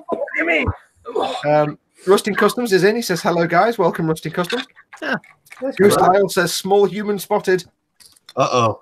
Uh-oh. Yeah. Cheeky grin activated. Yeah, she can help herself. Grin makes everything better. And don't worry about language or anything, guys, on her account, because she's heard. If I can direct everybody's attention to TK's screen right now. Yeah. It appears to have a collection of all the worst paints in the world. What is that? Oh. That's what? A proper collection of Humbrol enamels. Ted's going moist at the thought. Look, Ted, look. Holy tin cans, Batman. Ted, look. I've got a box full of them upstairs here. I'm looking for number 11, which I believe was silver, and I think the only reason I remember that is from doing a Super Fortress or Flying Fortress when I was a kid and trying to get brush paint silver. Was it 11? There's a couple of metallic paints that Humbrol do that are excellent, like the brass and the gold is pretty rubbish. The silver doesn't have an X on it. The aluminium was good. The thing is with enamels, if you look at Gumpler builders, there's a lot of Gumpler builders that actually use enamel paints, especially for detail painting and things like that. So enamels are still used and they're still around, but I can't imagine. Does anybody actually just paint models with enamels anymore? It's good because they don't dry up immediately, so they are quite good. Yeah, but that's the problem. They don't dry for about a week, and even then, you never know. Yeah, growing up with enamel paints, that I only know testers, enamel paints, not even Model Master, but just the regular tester paints. And no, they're messy, and they're supposedly really tough once they ever dry. But well, you got to get there dry yet. Dust. Yeah, I did watch many years ago. I did read, an article, and it was about a chap who spent about 5 years making a replica, a very, very large replica of the original series USS Enterprise spaceship, not the aircraft carrier. And he went over with like 10 or 11 different layers of paint, like pearlescent colors and whites and grays, just to get this exact shade right. This is going back about 15, 20 years. And despite the fact he made this beautiful replica of the Enterprise, he wasn't very knowledgeable on paints. So he spent 5 years building this thing. It's almost like studio. It's almost like the one in the Smithsonian. It's that kind of size. And then he painted it. And he said, and I came back 5 years later and I put it in storage for one reason or another. Came back 5 years later and it was all multicolored and really weird and everything had got patchy. Basically, he sprayed all different. He sprayed like lacquers on top of enamels that hadn't fully cured and then putting out acrylics between them and done an acrylic base here. He just put all different kinds of. And this thing was just in a complete abortion. And he's like, now I've got to strip it all down, and it's like 5 years of work, and I've got to. And all the comments were like, "Yeah, because you need to learn about paint before you start painting." Yeah, it definitely helps in using. I mean, that's like I've been back in it for a couple of years, and no, I mean, for you, Hawk, or Model Making Guru, and Zaku Aurelius. And a couple of other sites that kind of got me interested and got me back. And you know, that was fun as a kid. Zach Aurelius is a good lad. He just get you back into it, doesn't he? Well, he's so excited about stuff. Everything's exciting to Zach. Zach's great. Yeah, and he's so excited about it, and it helps. And who doesn't like giant war robots, right? I mean, that's like every inner child want. I was quite touched once because I went into one of his live streams and was in the chat. I just said hello in the chat. He went, "Oh, look, it's Model Making Guru." I went, "Cool." Yeah, no, I think I was actually on watching that same stream because I was, even though I may have been under the Hobbyist Maximus moniker, which sometimes I've done. I tried to start I've forgotten what I did since then. It's been a long time. I don't remember anything. That's exactly how we all feel when you talk to us, Fox. Well, you go, "Wow, Zach mentioned me." When I talk to you. Yeah. Well, I mean, that's I'm going to find for everybody. I do have, if I can find it, a guide to what paints go on what paints. That's no help. We've only got 4 paints. Hang on. Unless it tells me what paints of these 3 colours I can use to mix up to make orange. No, yeah, that is the grail. Yeah, if I can find it. I reckon there's a combination of the 3 that you can use. There we go. You guys are troopers. I couldn't. After 10 minutes of that, I was done. I got to take a break from that, or else sprues are going to go flying across the room. You're just clearly weak-willed and feeble. Obviously, you didn't grow up in 1970s Britain, in which case you'd be impervious to everything. In that case, especially good weather, right? I've heard about good weather. Kids. Yeah, it's fine. I'm going to screen share really quickly. Just a bit of education for the viewers, because you all know anyway, but just in case you don't, I will show you, if I can find it, a simple paint guide. And this is how, if you want to pause when you watch this back, if you want to do a quick screenshot now, I'll keep it on for this screen for a minute. Take a copy of this, store it. If you're ever not sure, because one of the questions I get asked the most often is, what kind of paint can I put on top of another paint? So I've primed it. I've painted some enamels. What can I put on top? I've done it with acrylics, or can I put acrylics on top of lacquers? This is a really handy guide. Basically, you go off the left and say, right, for example, I have painted enamel on the left-hand column. So if you've painted enamel, what paint can go on top of enamel? And as you go across to the right, you see that enamel can go on top of enamel. You get a green light. You see that acrylic can go on top of enamel. You get a green light. Lacquer cannot go on top of enamel because lacquer will eat into enamel and dissolve it and reactivate it, and you'll have a mess. Same with acrylic. If you look at acrylic on the left-hand side, can acrylic go on top of enamel? Well, you go up and it's enamel. It's a yellow circle. It's like, maybe. Can you put enamel on top of acrylic? Maybe. The reason it says maybe is because enamel can potentially reactivate acrylic paints if they're not fully cured. So you can, but it's a risk. Can you put acrylics on top of acrylics? Yes. You get join the 2 columns. You get a green light. Can you put lacquer on top of acrylic? No, you get a red light because lacquer will eat everything alive, and so on. Lacquers can go. Lacquers. You can put enamels on top of lacquers. You can put acrylic on top of lacquers, and you can put lacquer on top of lacquers. So handy little guide if you want to know what paint can I put on top of the paint I've just put on the model. So take a screenshot and save that for you. Now, wait a minute. Is there any disclaimers to this? Because I spray lacquer clear coat over acrylic all the time on it. Yeah, that is the only thing is to say, you could theoretically put lacquers on top of acrylics and enamels. It's not saying you can't. It's saying it more often than not you might have problems. The reason is, like for example, I don't have the hotness. I'm just. You've never. I'm gonna have to go downstairs and get it when I get the beer because I just finished the base and a lot of what's it called, terrain mixers.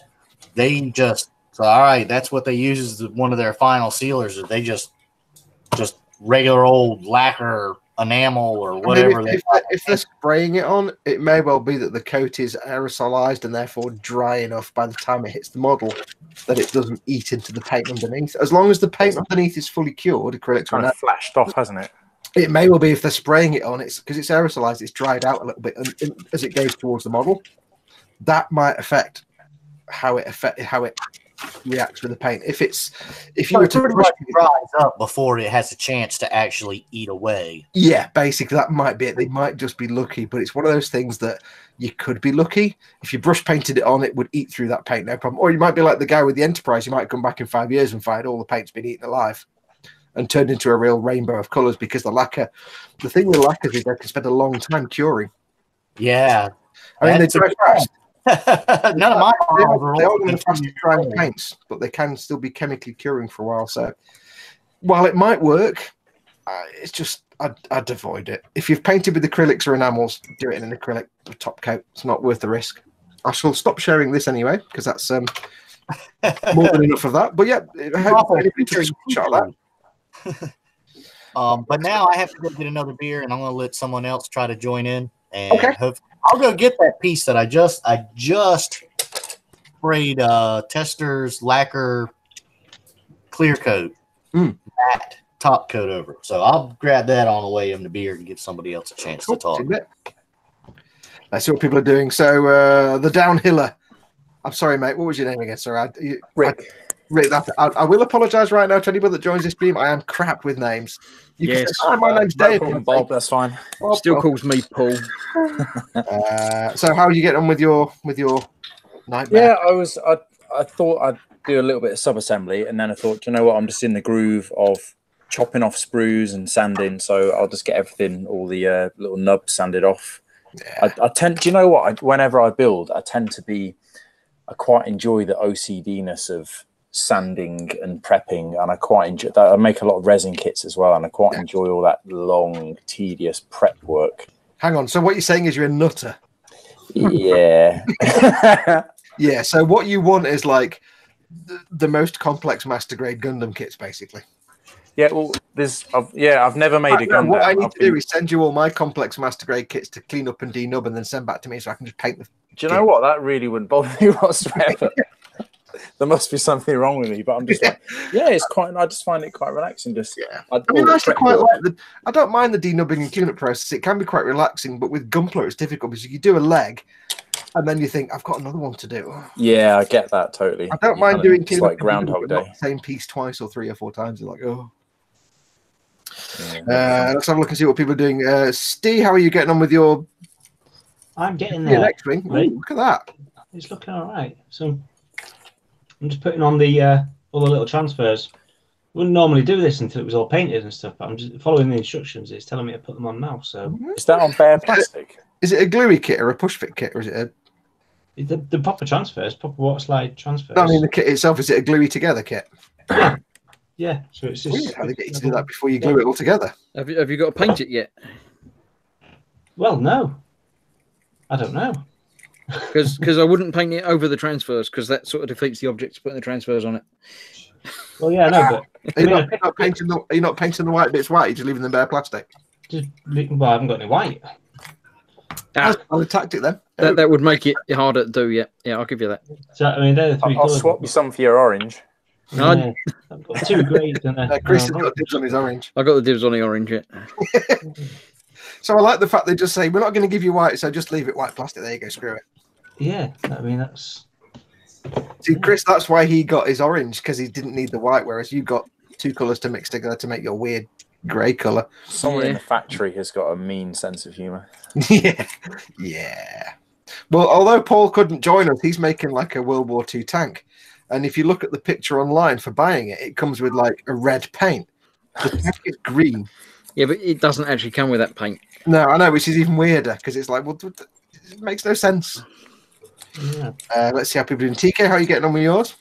I'm still painting white. Mein Gott, das ist nicht richtig. White? It's a black phone. Why are you painting white? Yeah, why has it got white on the inside? The inside is apparently white, so It's a stealth plate unless they open the wall. I will see it. Tedward, how are you getting on with your Messerschmitt? I'm still painting. Still haven't cut anything off the sprue. Why do I get this impression Ted's going to have like a museum quality model at the end of this? It's a little bit scary, isn't it? He's going to be mixing all the colours together to get them all just right. Yeah, I know that people thinking, you should build as you were a kid, which I totally intended to do. Well, I intend to do myself. But I think even when I was a kid, I was still a bit OCD about painting models and stuff like that. So what it is, I think. There's a lot. I'm painting two colours, black and green, and every other piece seems to be black or green. So I'm just using the paint before it dries up. Yeah. Right, who else have we got? Let's have a look. Chris, how are you getting on with your? I'm not almost finished. If you finish yours by the end of the show, you realise you're going to have to get another one to do for next week. I do have another couple. Okay. So there is a chance that next week I might be doing something completely different. Has that paint on the actual hull, outer hull, dried already? It's getting there, yeah. So if you start a different kit next week, can you choose 3 different items? You could have different items, yeah. I don't see why not. Now the thing is, you could get creative here because I know you've only got the 3 colours, but the thing is, you could get creative and start doing things like washes. You could thin a little bit of the paint down with a water to make a wash for the panel lining and stuff. That's why I picked detergent as one of my. I also think as well that if you were a smart kid and you went out next week and bought another smart kids, Ted. Can I use these paints? You could use those paints. I can do another kit and use these paints as well as the paints for the other one. Oh, I don't know about that. No. Oh no, Ted just said I could.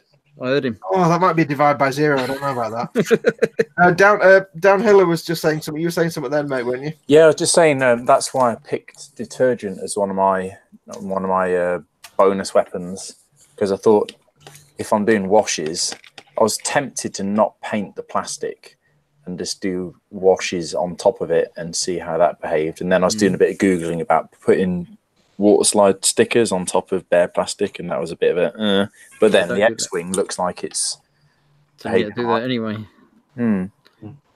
Yeah, a lot of Gunpla builders will just put the water slide decals on bare plastic. No problem. They'll paint them. So it actually seems to be sticking quite well. Yeah, it's been on a little while. It's stopped moving. So what happens if you make a wash out of water and the acrylic paint and a little bit of detergent? Does that mean it's going to be the detergent just breaks the tension, so it just kind of slops around a bit better.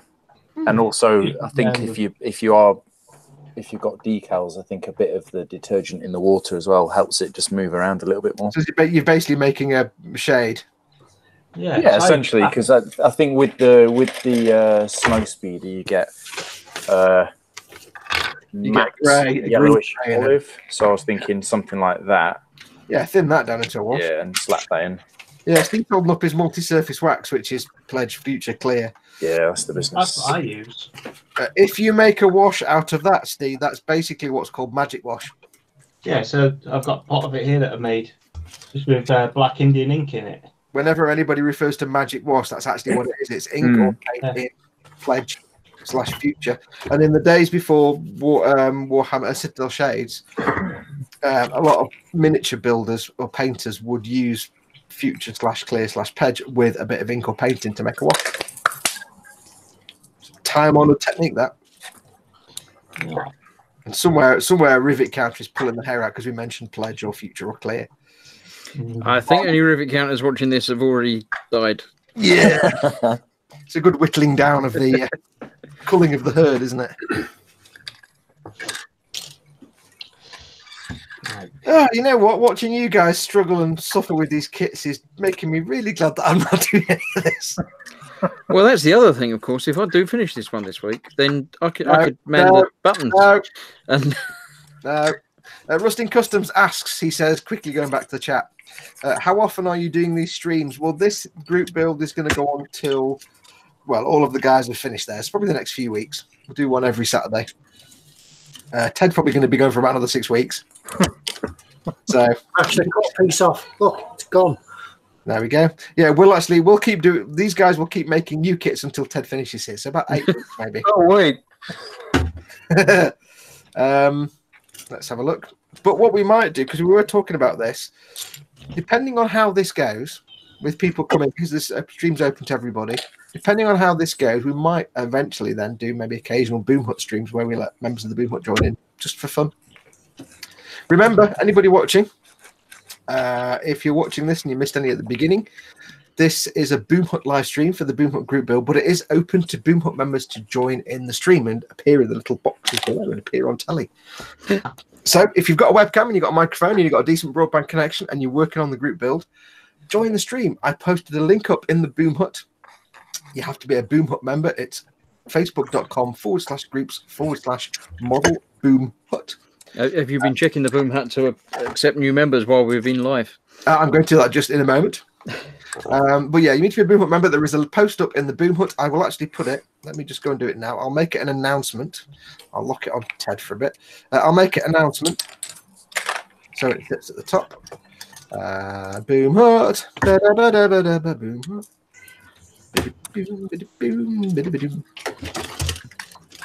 I've lost it. I've lost my own post. There we go. To be fair, you lost it quite a while ago, Fox. I lost it. I'm just adding a little comment to it so it boops it up to the top. So yeah, do pop along to the Modelmaker's Boomhut, if you remember. And join the stream. All you need is a camera and a broadband connection and a microphone. We were originally planning to just cycle around everybody to give everybody a fair chance, but we've not got that many of you diving in. So obviously, you know, Steve and Tom, Steve's still here, Tom stayed in for a while. Everybody who's in here is just hanging around, but if we get full, we'll cycle people through. So you're more than welcome to come and join us on this live stream. Give us things to talk about. Yeah, don't be shy. Yeah. But what we might do, we might start doing this as a regular Boomhut thing. Not regular, but occasional Boomhut stream. Maybe. Just getting everybody together. Yeah. Right, well, I'm going to jump off now for a bit. I might pop back in later. Got some bits and pieces I need to do. Okay. I've been summoned by the wife, so. No, she who must be obeyed. Yes. Yeah. Well, thanks for coming on, dude. Okay, bye-bye. Bye. Bye. Right, where's the chat gone? I've not been paying attention to the chat. I do apologise. Doing my first kit in decades, says Stefan Last. De Havilland Hornet in natural metal finish. Can I go with Steinar Res Primer, Vallejo metal colour, and finish it off with Alclad 2 clear coat in that order? Absolutely, you can, yes. The Steinar Res Primer is one of the best airbrush primers you're going to get. Hell yes. The Vallejo metal colours are absolutely fantastic paints. They're not super tough and durable, so be careful when you're handling it, but they are brilliant paints. If you want any real shiny bits, you could get yourself some C1 Metalizer buffing powder. That goes really nicely over some of the brighter metal colour paints, with your real reflective chrome effect. And then the Alclad 2 clear coat is a water-based. If it's the aqua gloss, that's a water-based acrylic clear. That's quite nice. But the thing is, just to keep in mind, if you do use the C1 Metalizer anywhere, you don't have to, but if you do, it dulls a little bit when you put a clear coat over it. What is this magic wash you speak of, says JS Idaho?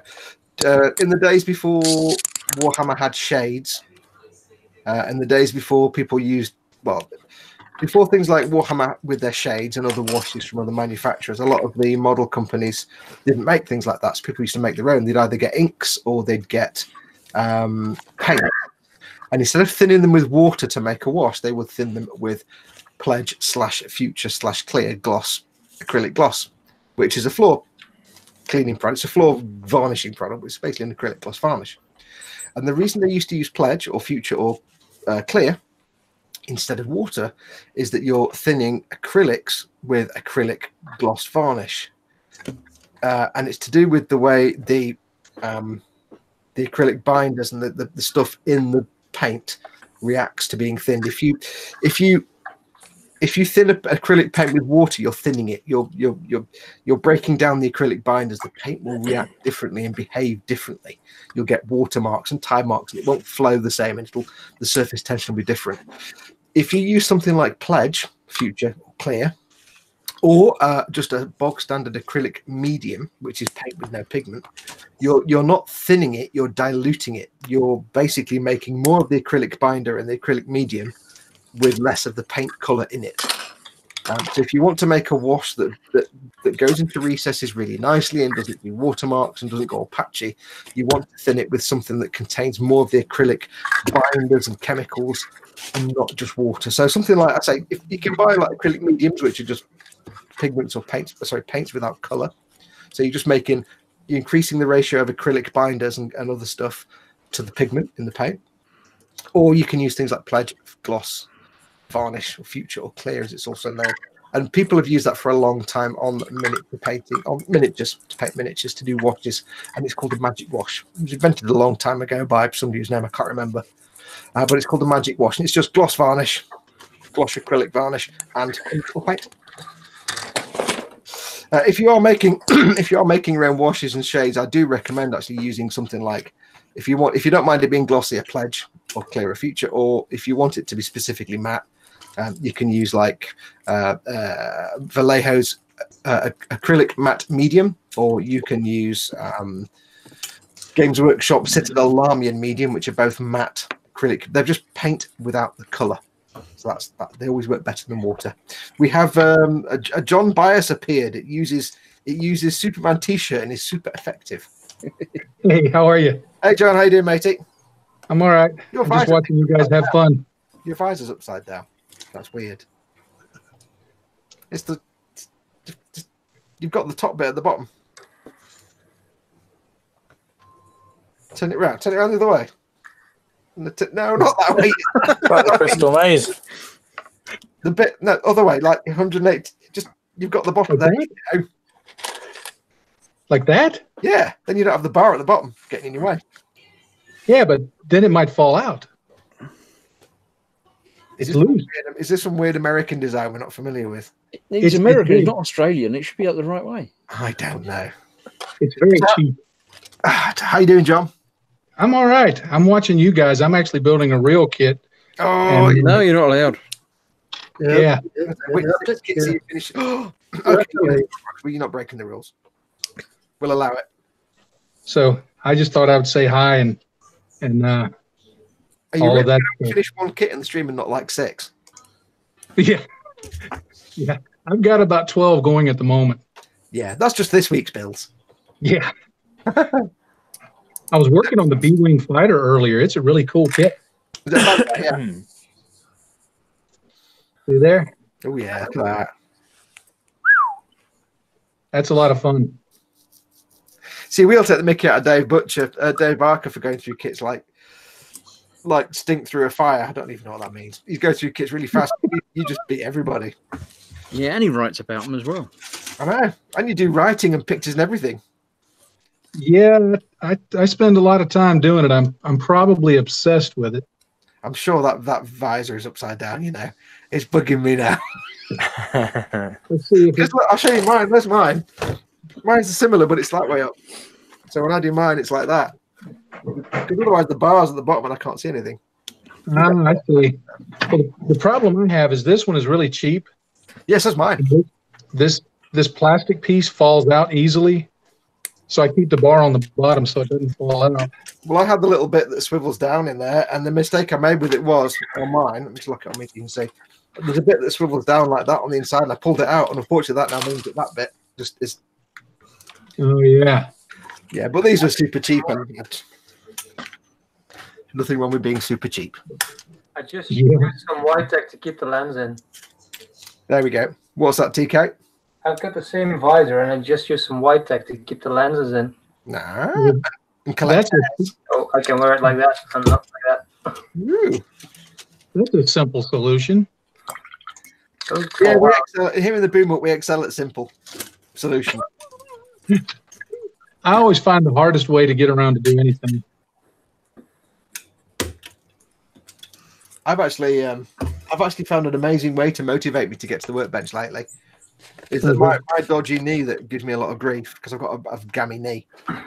If I sit at my computer desk and watch TV programs all day, or do anything that isn't sitting at my workbench, my knee, I'm in agony by the end of the day. So even like, doing stuff like this. But if I sit at my workbench, which is just here, the same chair, same sitting, I have no problem with my knee. My knee does not give me any pain. I can sit facing this way for 24 hours straight, and I'll have a numb bum, but I won't have knee pain. I can sleep well at night. But if I turn this way and sit at my computer, I'm in agony by the end of the day. I don't get it. It's that feng shui stuff, isn't it? I know. So I have no choice. It's all your things. Except for that means you need to build more models. Clearly, one day my brain will actually realise all that and say, "Yeah, let's get some work done." Even pain can't motivate me. Right, let's do a round robin. See how we're doing. So, okay, how are we going? So we'll go through one by one. Chris, how are you getting on with yours? I'm doing all right. I'm going to do some detail painting now, little different coloured panels and stuff. Oh, you're going to do some shading of different. Well, it's like the dark bits. The A, which I've got, which is the yellow matte. Yeah. F is stone grey matte, which is the other one that I haven't got. You could mix one up. I've got medium grey and white, so I'm going to do another custom mix of that. Well, you can mix some colours. Yeah, I'll just mix that up. It'll be fine. And then it's basically onto the decals because it's finished now. Look, it's done. It's built. Oh, did you actually completely paint the canopy that we didn't even look at how you did it? Yep. How was the painting the canopy? It sucked and it's rubbish, but it's painted. You can see it's not painted very well, but no matter how badly you paint it, when it's filmed on a webcam at a distance, it looks fantastic. There you go. Yeah. The camera always lies. Yeah. So there you go. And this paint actually dries really quick, even on your fingers. So what are you making next week? I'm going to leave that for next week. I've got a couple of different kits that are still starter kits that I've got in my stash that I might build. Yeah, I might stick with the Star Wars theme. I might go for something different. I think next time we do a group build, we should do something that can't be done in like 3 hours. Well, it can't be done in 3 hours properly. Well, no. I've got to do a bit across the front there as well. That bit's got to be done. That's going to be difficult. That's a water slide, isn't it? I mean, no, that's colour. It's a tiny. And we're using this fine tip brush that we've got. Have you still got your white paint so you can touch things up? Yeah, but it's sort of not very painty now. It's sort of almost solid. Yeah. But we'll see. Get some water in it in a little corner so you can have a little bit going. I think there's only there. There's a couple of little bits that you can stuff them. They're not going to happen. Okay. Now, what's the other snow speeder that's going on tonight? How's the other snow speeder coming along there, downhiller? Not too bad. Going to get second beer. That's the important news. Yeah, I'm debating whether to get another beer now, actually. And yeah, just sanding away. I've split the nail file to get into the fine nitty gritty parts. And just kind of clipped off the end with some scissors to fully embrace the OCD-ness of sanding. And then you'll get the regret later on when you need a big sanding stick for something else. And you're like, oh, that's all right. Okay. Survive. That's what the beer's for. The beer helps me through those dark times. Yeah. See, Chris, not everybody's rushing through their snow speeder like stink through fire or whatever the phrase. I don't know what the phrase is. Some phrase about stink and something moving fast. I don't know. I'm doing it like I'm 8 years old. I thought that was the thing, wasn't it? Do what? You're meant to be doing it like you're 8 or something. That's true. So I wouldn't be waiting around for paint to dry and stuff. You just get on with it. That's true. This is true. Ted, how are you getting on with yours? Right, I've actually glued. I'm seeing glue. 4, 5, 6 pieces together now. And I've just discovered that this is a bit like a trumpeter kit. It tells you to paint everything everywhere, and then you don't see it. Yeah, everything. Scraping most of it off. Yeah. TK, how you getting on with yours, dude? Yeah, I'm just waiting for paint to dry. Don't wait. Another top of it. It will be fine. Coats of white.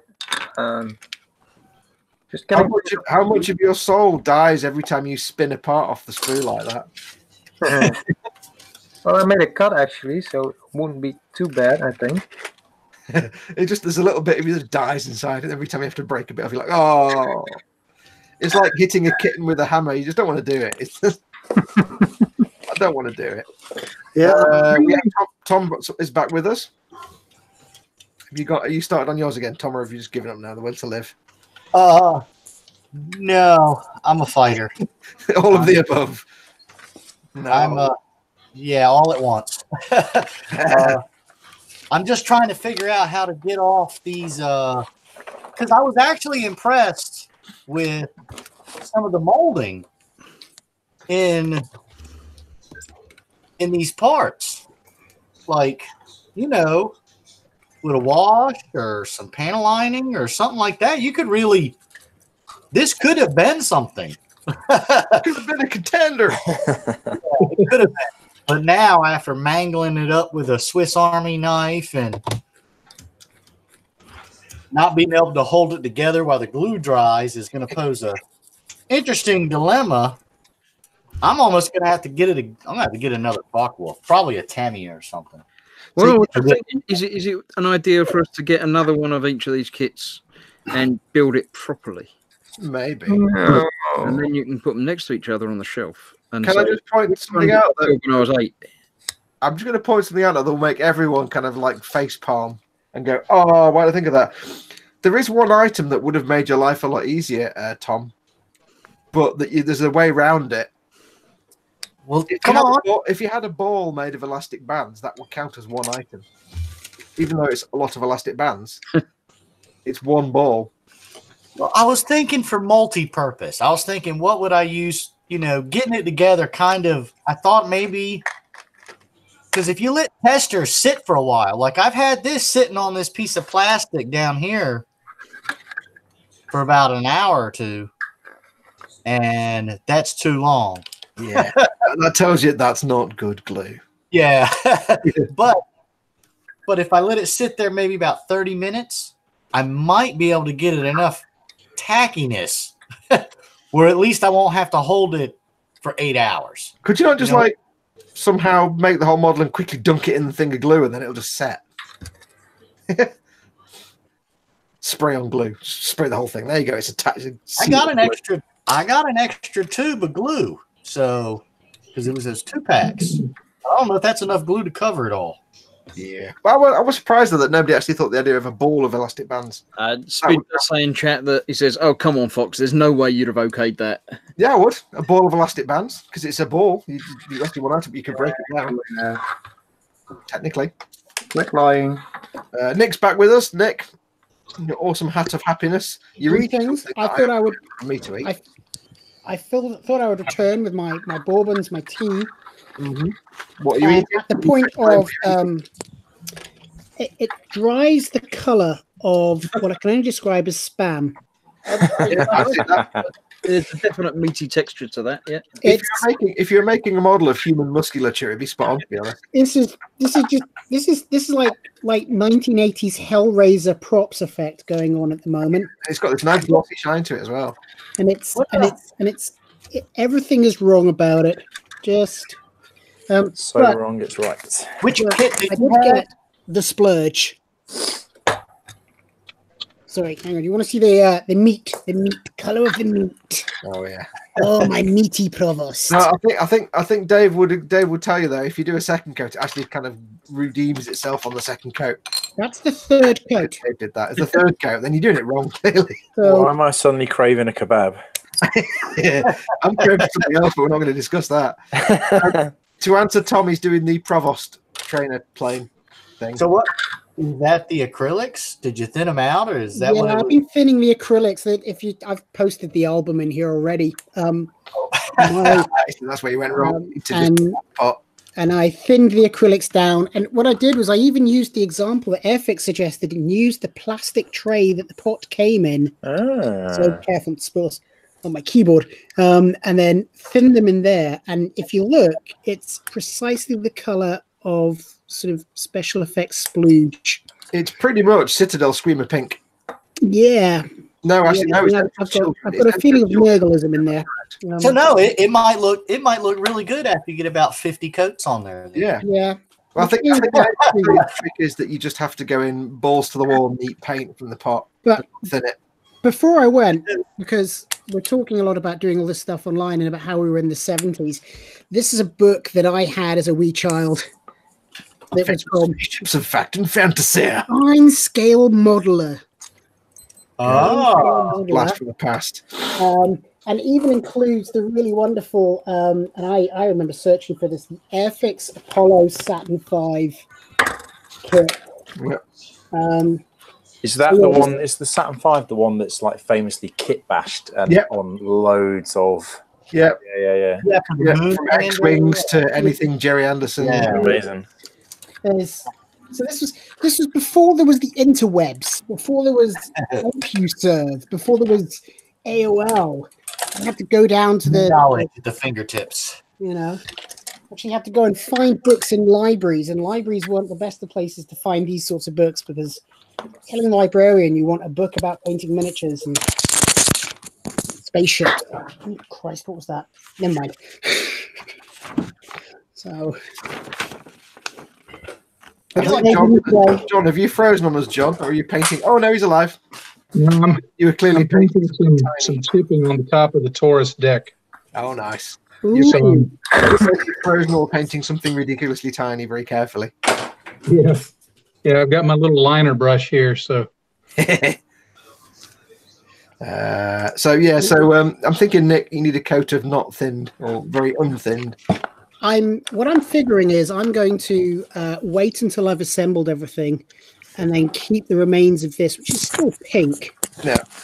And then start adding layers. But what I got together first. What I found was because as you know, I peaked early and I did this last week. Yeah, you kind of got a bit carried away. Oh mate, it was raining. It was like, this is exciting. I've got my kit. I finished it. Oh. So that was the de Havilland, and there was enough lines in there I could sort of get away with thinning down the black enough to make it a wash and just get into the lines, which is great. That's what Chris needs to do on his, but I'm not sure what he's doing right at the minute. Are you painting panels, aren't you, Chris? I'm doing panels. I'm doing the grey bits. Yeah. But I'm afeared this stuff is basically going to fill in all of my lines. Yeah. Yeah. And it's going to be that disappointment feeling. You basically painted it with thinned lipstick. Oh, yeah. Yeah.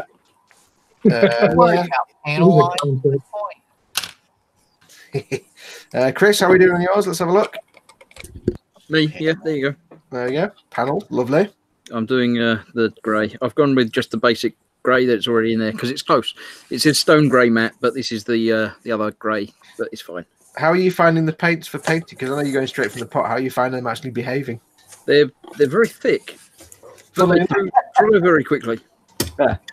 Because you can't see on a stream, but are they coming out lumpy or smooth or mostly all right? Actually, I'm not overly concerned with them. Yeah, I mean, the whole big thing has dried really nicely. You can see it's been brush painted. It's not, but it's all right. Cool. What's everyone's plans for their finished models? Bennett. Exploding. Has anybody got any bottle rockets left? Air rifle. But hang on, is anybody actually making a vehicle that's tubular enough to put a rocket in the back of? Provost. Right, so you can always give this Foxx Wolf a couple of jet boosters. So my brother-in-law actually helps run a fireworks company. Brian's telling us that he's had his first ping. His dashboard has gone into the black hole of the floor. Don't. I'm just quickly looking through the chat. T Minette says, Carl's in. Does that mean it's sticker time? And Kenneth says, wrong show, John. This is the starter kit show. Jay Idaho says, Foxy Union pain seeing the track units on the Taurox. I can live with it. Hi, Carl. Carl's in, by the way. I'm not caught up on chat at all. Bulfwin is working on an MS-06 Zaku mobile suit. Painting it in a jungle style camo, getting the base color down now. Is that a real grade or master grade or high grade? Zadster is going to dig out his Doctor Who Airfix kit, see if the glue is solid yet. I was looking at those on eBay. 1975. I think it'll be done by now. Tempting. Let's have a look. Spid says, oh, come on, Fox. There's no way you'd have okayed that. the ball of elastic bands. I think I probably would on the basis of it being cunning enough to get away with it. I'd be like, yeah, I'll give you points for that one because it's cunning. Phil Lewis has a very bad sunburn. Don't know why. Let's have a look. You know, I'm just trying not to get hurt at this point in time. Yeah. Going to the talking back to the Saturn V. JS Idaho says, "Oh yes, the thruster bells alone are legendary in terms of kit bashing for sci-fi stuff. They're used in Blake 7," says Adster. Brian Costello has a lot of them in his stash for the studio scale, and JS Idaho says that's a great book there, Tom. Nick, what? It's Tom then, didn't it? Tom's like, what? I didn't say a word. Borry Models oh no. Borry Models says, just open the blue for the VW and it's gone everywhere. Oh no, that's we did say somebody was going to get one of them little pots and explode it. Yeah, I was sitting there cracking around and had my little blade out here, and I was just kind of ever so delicately like cracking around the lid. Yeah. And sure enough, it was a glob of snot. So Borry Models, I'm sorry that you've had an explosion. I guess you're not painting it blue then. Black it is. Well, with the quality of paint, just start scooping it up. You know, just something and scoop it up. just roll it on the black thing. Hello. Squeegee it with some paper towel and then juice it back into the pot. Oh yeah. I think Mama Fox was waving at everybody. Hey, Mama Fox. She says good evening to all. Are you still painting white, TK? Yeah. Oh dear Lord. It's going to take 3 months. Paul says my kit's looking better than the ones on my channel. TK was never seen again. I'm a little bit concerned about that. So I'm going to interrupt and show a picture that Paul sent me of the same kit as one that Paul painted. So you at? Okay. That's one of the first kits that Paul did, apparently. It was the same one that I'm doing now. Men. But it looks a bit dark, Paul. I'm not sure about the colour. He probably used orange straight from the pot. I think you got orange in there as well, so you obviously didn't do using the colours included in the kit. Yeah. Did he do a bit of masking on his canopy as well? Good lad. Yeah, there's definitely something there. He's done some weathering on it as well. So Zadster clarifies his Doctor Who kit. He says, I'm not sure what year this kit is. It's David Tennant's. That's any time from 2006 onwards. To about 2011, I think, or 10. Borry Models has recovered his blue paint nicely. He says, I'm using it from the desk. Roll the car in the paint. Now, Paul at Team Inept will tell you he's done that for years because he uses his cutting board as a palette. So, scoop it up and slap it on, says Faisal. Welcome, Faisal. Paul Di Tommaso says, taking a break from the kit to have dinner. Going to stick around and watch it all. Paul, I've got no more. I've used up all that. Maple syrup. Gone. But I had the best moment today because I used the last little bit in my coffee. And there's a little bit left, but not enough to put in a brew. So I just went like that. Swigged it. What? Isn't there somebody in this group doing a build with Marmite? So, yeah, what was that about? Mama Fox said she saw somebody mention Marmite, and I'm like, what? But I don't know what it was. Someone did mention Marmite. I was actually in that. It was a post on the group, and I didn't know what Marmite was. Yeah, I provided the education. I said if you take it and you spread it on fish fingers when they're frozen before you grill them, you get these lovely fishy twiglets. Oh, yeah, I like the idea of that. So, of course, there'd always be somebody who'd be helpful and say it's a bit like Vegemite. Which doesn't help if you don't know what Vegemite is either. Yeah. There was somebody who thought it was actually more like Bovril, but that's beefy. That's Bovril. See, I don't even know what Bovril is. It's a bit like Bovril, apart from in no way at all like Bovril. Yeah, it's a similar colour and texture to Bovril, but that's about it. It's basically yeast. It's like saying my Ford Fiesta is a bit like a Boeing 737, apart from it's not at all. To answer Tom, how is it yeast? Here we go. Marmite and Bovril. Have you ever heard of Vegemite? I've heard of it, but I'm watching you guys. Okay, well, Vegemite's like the Australian version, but Marmite and Bovril. Bovril is basically imagine. Trying to think of the texture. Imagine Nutella, right? The texture of Nutella. Okay, yeah, I think I posted. I was wondering about the cost too. Like, is it like peanut butter? Well, no, imagine, forget what Nutella actually is. Just imagine that you've got a jar of Nutella. Now make it shiny. Take out all the chocolate. Replace the chocolate with beef, and you've basically got Bovril. It's like a gloopy stuff of beef stuff. That sounds nasty. Put it on toast, or you can put it in boiling water to make a Bovril's like a beef-based. Somebody said make a sandwich with it. Yeah, you can spread it on sandwich. Marmite is a yeast extract, so it's the same kind of thing, but it's not got beef in it. It's like it tastes kind of beefy, but it's made out of yeast and some flavors and stuff. It's basically like shiny black Nutella without. How much is it? Is it expensive or is it cheap? No, it's like a few quid. It's like a couple of quid. Yeah, it's just a jam or spread. Yeah, the jars are like this big. Well, how's it? Do you guys have peanut butter over there? Yep. So how's it cost relative to peanut butter? Cheaper, probably. It's a couple of pounds. Yeah, similar sort of thing. It sounds like about the same purpose, just kind of add it to flavor and. Yeah, I mean, a Marmite is just a spread that you put onto toast or bread or anything else. Bovril is a spread, but you can also put it into hot water to make a drink out of it. It's like a stock. Beefy stock drink. Okay, so we have beef bouillon and yeah, that. Only it's not hard or yeah, you can spread it. Literally, it's a spread that you can also. There's a tradition. I use chicken paste. That's that's just like a beef paste. There's a tradition in Britain in the 1970s and 80s that you go to a football match and have kind of like a thin, edible boot polish. Yeah. It's like I can't wait to try this stuff.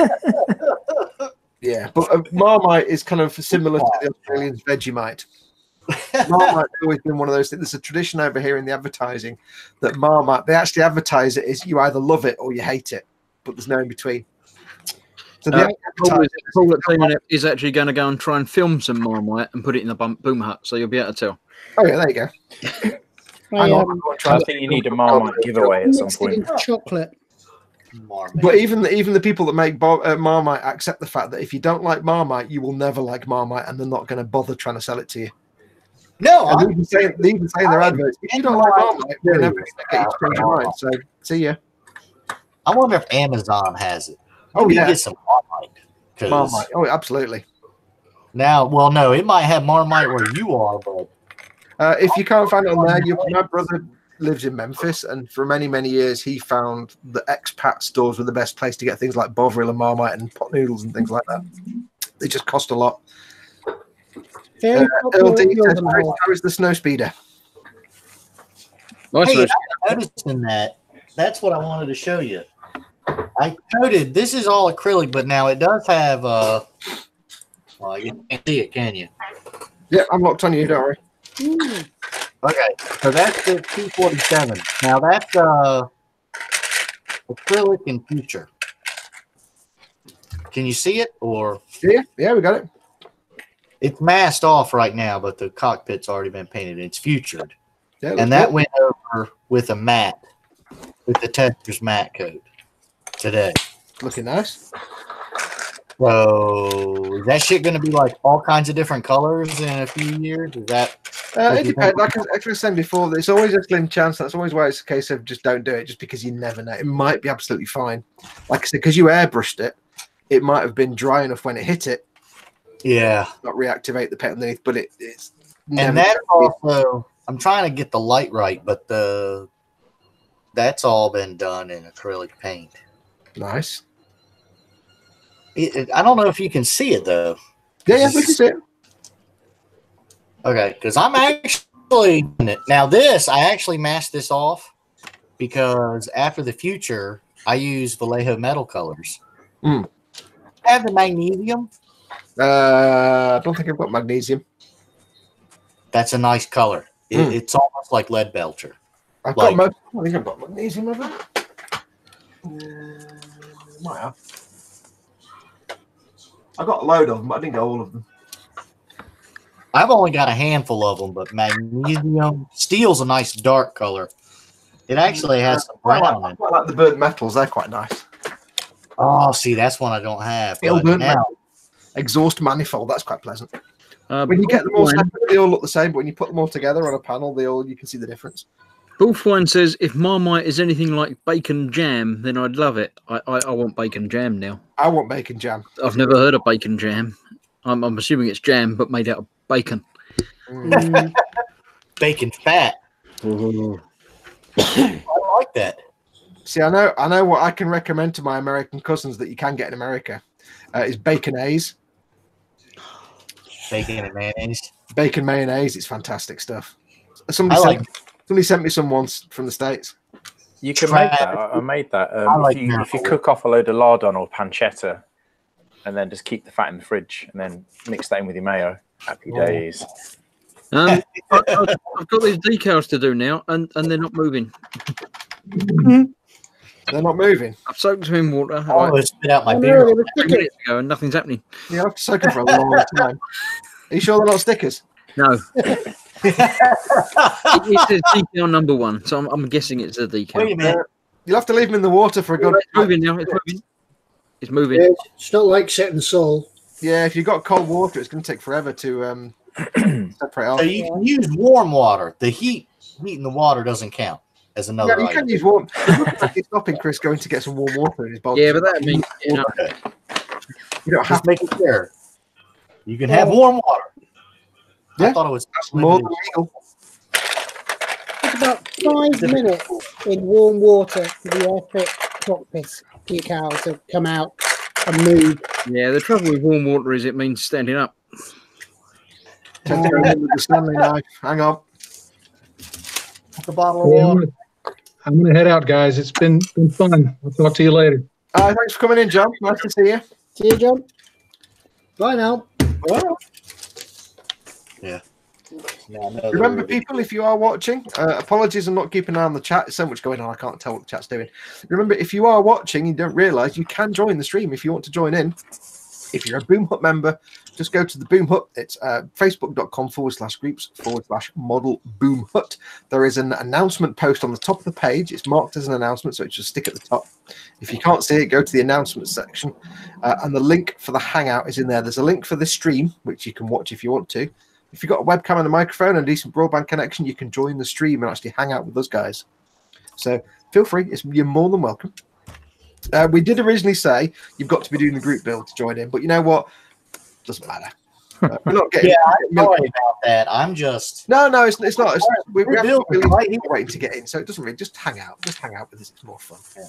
I've got the group build. You just give the build to live for a minute or two. No, I mean I'll grind. We fully expect on this pogrom through the wastelands of Siberia, some will fall along the way, and we'll just be left behind to rot to turn into a rotted carcass. We don't mind. No, I'm going to get it done. It's just going to be a rotted carcass. Stefan Last says, with a father who's English, I pretty much grew up on Marmite. He has been hard to find here in Sweden for some time, but now I can order it through Sweden's biggest online store. Yay! Big online stores in Sweden are available. Brian Costello, I'm going to finish up. Thanks, guys. No worry, Brian. You can come back in if you want for a bit. We've got spaces. 1, 2, 3, 4, 5, 6. I'm coming back in, honestly, because there's always room. And I came back because I know you guys might be annoyed with me or whatever. No, not at all. Listen, if these guys are busy painting and wanting to die, so we're not good at hiding our feelings. If we were annoyed, you'd know about it. Yeah. Carlo Making Model says in the Hangout right now, but if he's still going when he ends, he'll see you can get him. I'll have you know I'm British. I'm fantastic at hiding my feelings. Yes, we don't do feelings. We just simply look pissed off all the time. I mean, granted, I'm a Scottish British, so you know. I'm half Irish, half Scottish. I'm pallid and confused. That's yeah. So Carl might pop in later on if we're still going when he's finished his hangout. Lol, the modeling pogrom, says JS Idaho. I've been trying to get this done. Oh, I'll tell you what. How do you ever paint and have something that looks nice? I want to airbrush this. What you need to be able to do is see that model that you're working on through a webcam, because then it looks brilliant. Just put the glasses back on. That's what I'll do. It's out of focus. I think the issue was that you thinned your paints, and you did what Duncan told you to thin your paints, and that's where it all went wrong. For the first time ever, thinning your paints was a bad idea. on, Chris? I got splurge on my thing. So I'm using it neat, and it's worse. What, the paint? Yeah. Because it's going into the lines, and it's just making a smooth wing. I think what you have to do at this point is abandon any expectations of any kind of quality of build. That's the mistake you're making is you're expecting it to look like a model that you've painted with some skill. It's not going to happen. I wasn't expecting that. How you doing on yours, Ted? So I'm not used to building anything this small. It's tiny. I know that's not going to fill up half a dressing table, is it? Oh, it's tiny. This might be why I'm doing all right, because it's bigger than anything I'm used to doing. Yeah. Because don't forget though, Chris. I mean, that little pot of paint you've got could paint 100 of the things you normally. I've got loads of paint left. I'm all right. How are you getting on with the glue, Ted? Have you got? Are you getting? Is it with the tube? The tube's all right. Are you getting the flashbacks? Yeah. It's when I get to the end of the day and have to slide a pin in it to seal it for the night. Yeah. We won't count that as one of your items because you're not using it to make the model. You're just using it to preserve your glue. Do they not give you a lid for the glue? Yeah, there is a lid, but would that just stick to the glue? Thing is, there is a lid for the glue, and the glue didn't come sealed to begin with. Awesome. So I think the glue sort of seals itself in a little layer inside. Every squeeze a disappointment. Robert Brand says, "At least you tolerate us traitorous colonists hanging around." Yeah, we like our traitorous colonist cousins. Happy an American one says to me, "At least we beat you in the war for independence." And I went, "Well, no, because you were still British at that point, so you beat yourself." They were like, "Oh, yeah, good point." Oh. And I broke off. We said you've never beaten us in a war, and then when we beat you in the war of independence, no, you beat yourself. You went,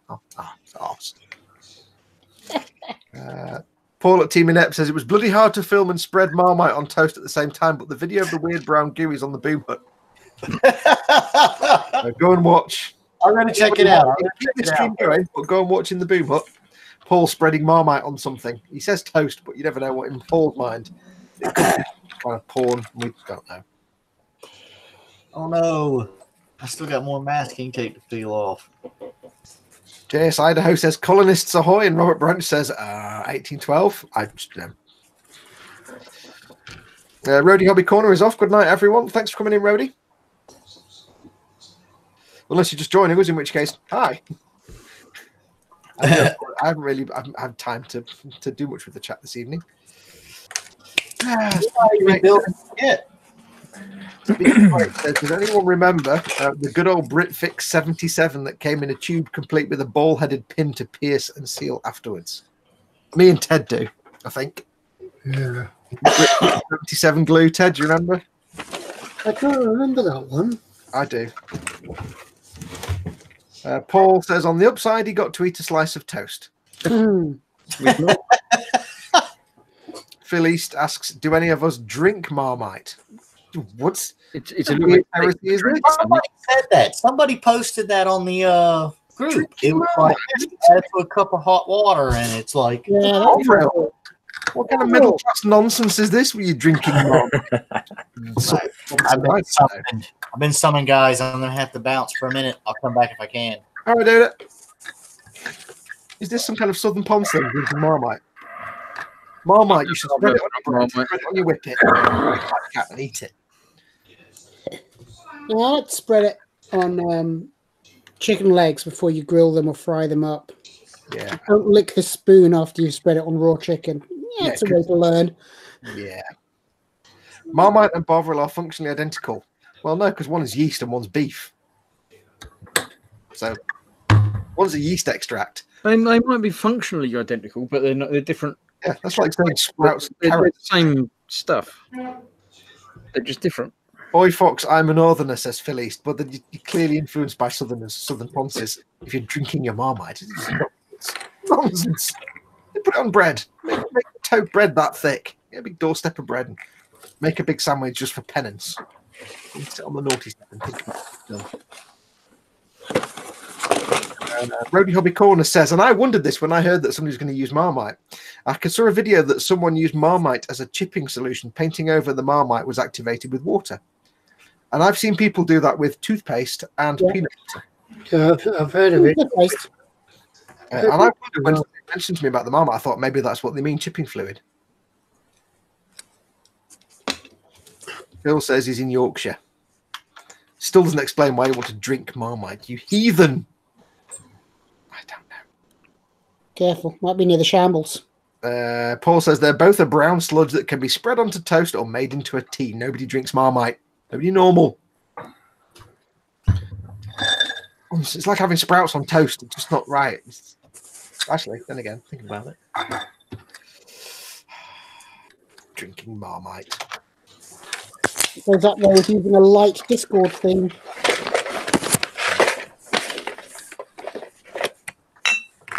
Paul says it might be a drinking dare or a game to drink Marmite in a pub or bar. Oh, Philly says, only when I run out of Bovril, but it's okay. Trot and Charlie is saying Twiglet's yum.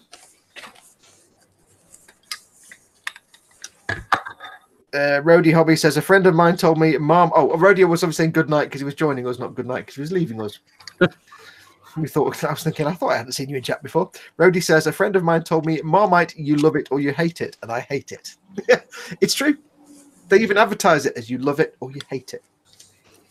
They will even say in their own adverts, if you don't like it, we're not going to try and convince you otherwise. Which is why in this country, in Britain, if there's something very divisive, it's referred to as a Marmite whatever. Like if there's a car, they'll say, yeah, this car's like Marmite. You either love it or hate it. If there's no middle ground, it's either love or hate. It's always described as a Marmite, something or other. But I don't understand why people don't like Marmite. It's nice. Stefan Lass says, I tasted Bovril once a long time ago. It looks like Marmite, but it certainly does not taste like Marmite. Horrible stuff. Best drunk. Bovril was designed to be drunk at football matches in the 1970s when it's cold. That's the Billy Connolly sketch. Get us a Bovril. Well, I've been to football matches. Leave my shoe. In the 70s, it really was. You go there and your choice was a pie or Bovril. That's the one about the English chap who ends up in the Scottish terraces and he ends up next to this big Glaswegian. The Glaswegians go like, you, get us a Bovril, but give us a shoe. I'm not going to tell the whole joke. It's exceedingly Billy Connolly-esque. So awesome, but a bit rude. But yeah, it's effective a Bovril and a pie. Paul says to Rody, Hobby Corner, you're from a foreign land. It's okay for you to hate it. Yeah, you give an exemption if you're not from the UK, if you don't like Bovril or Marmite. You're from a foreign land. Yeah, but you're British enough to you've got to like it. No. I hate Marmite.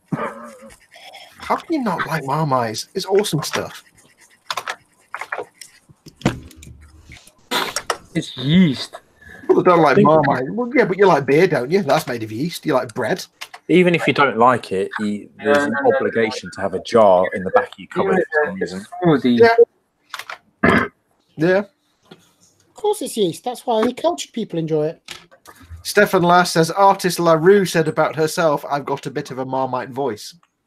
Illustrating the fact that over here in the British culture, Marmite, if something's Marmite, it's either love it or hate it.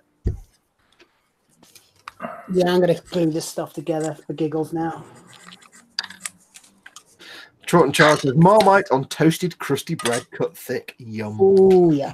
Did anybody have the Marmite sprouts at Christmas, and what did they taste like? We couldn't get any. They weren't very Marmite-y. Were they not? Were they just sprouts? They were just sprouts, yep. Yeah. When I was in Iceland buying them, the cashier woman told me, she said, oh, have you had these before? I said, oh, this is the first time. She said, I had to add more Marmite to them. They're nice, but they're not Marmite-y enough. And she was just right. A long way to go to buy some sprouts is Iceland. Yes. Phil Lewis mentions Jasper Carrot, and now I'm getting all the flashbacks to moles and shotguns. One way to get rid of them. Where are they now, Jasper Carrot? Just a reminder, we've got 7 people in, so we've got 2 slots free. So if you are what? Fox is frozen. Fox is gone. Yeah, I thought it was my lot that's gone. It's not. It's Fox. Oh dear, that went into my keyboard. We have a broken Fox. If he doesn't come back in a minute, we'll text him and tell him. Well, Fox isn't here. Assuming we're still live and broadcasting, I've almost finished. Yeah, well, I've just buttoned the fuselage up, and I think that'll do it. I'm heading towards fuselages. Wait, I'm still on page 6 of my instructions.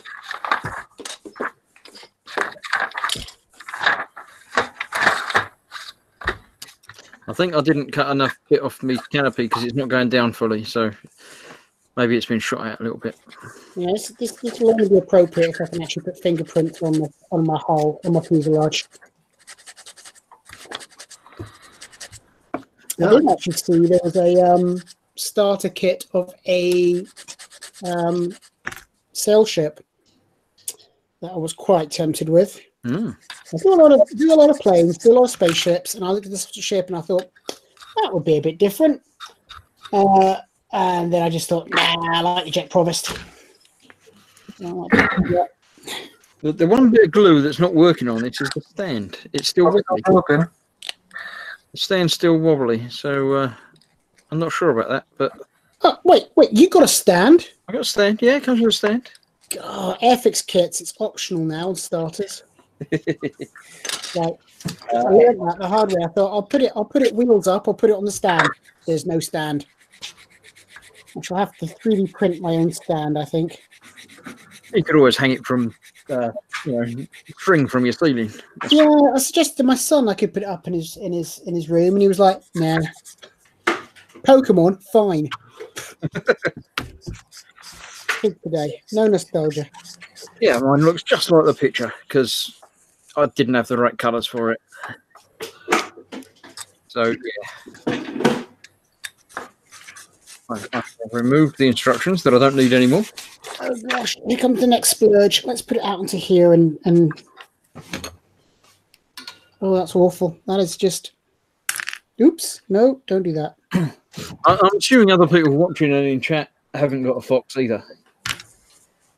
It's not just us that he's disappeared from. Is Fox back yet? Oh, here it comes. He came back. Everything fell over, and I went, "Oh!" At least I now know that if I'm hosting the hangout, it doesn't matter if I fall over. Oh, did you go? We didn't notice. No, you guys all froze. And I was just in the middle of saying to all the people in the world, "We have spaces left. If you want to join, come and join us. Come and join us." They all rushed in and knocked Fox off. Yeah, they were all here a minute ago. I don't know what happened to them. Yeah, there's vanished. Right, I'll go and get the chat and everything back up again. Everybody else talk amongst yourselves. Oh, we've been doing that already. Ted, entertain them. Bye. Oh shoot, that's wet. What was that? Touching the wrong things. Oh my god. Fingerprint on fuselage. I can't look at Paul's video of Marmite toast spreading because I'll be hungry and I've got to try and find the stream to put the cookies up. Right. There's the dots. There. I've got to go find my own channel to find the stream that I'm actually streaming. My paintbrush survived the build. I'm quite happy. It's still got bristles and stuff. Cool. See, I had two with the de Havilland, and I only ever used the one paintbrush. So I'm feeling a bit like, wow, I've got another slightly rubbishy brush to use better language. Oh, Gemma Williams says the best thing to do with Marmite is leave it in the shop. Yeah, that'll be my wife that doesn't like Marmite. Yes, we all figure that one out. Paul says, careful, I can ban you. Yeah. Faisal says, got to go to work now. Tomorrow, see you later, guys. Ted's spinning his propeller. Yeah, well, I've just realised that the little aeroplane here is smaller than a torpedo from the last model. That's from a U-boat. That's from the U-boat. That's a torpedo in it, and that's a pretty good. Rody Hobby Corner says a word that I've never come across that now makes me want to know what it is. He says toast, cheese, and strawberry smeat. I don't know what smeat is, but I need it. Oh, this colour. Anything that's called smeat, I need to eat. I think smeat is this colour. Yeah, that looks like smeat. That looks like a bit smeaty to me. I'm glad that I can fall out of the stream and the stream carries on. I like that. Doesn't mean to say you can just disappear for a. I think what he did, he went to look at Paul's video and it. Yeah, I think that's probably what he's going to put the toaster on. Do you think maybe I'm not building a Provost? I'm building a Smeteor. I think you're building like a Attack of the Titans fighter plane. It's just made out of Titan. Yeah. Can you put a load of teeth on it as well that don't look right? There's like 1,000 teeth on it or something. Paul is back in the kitchen making more toast. Trot and Charles says Marmite spread on cheese toast. Sorry, Marmite spread on cheese on toast and put back onto the grill.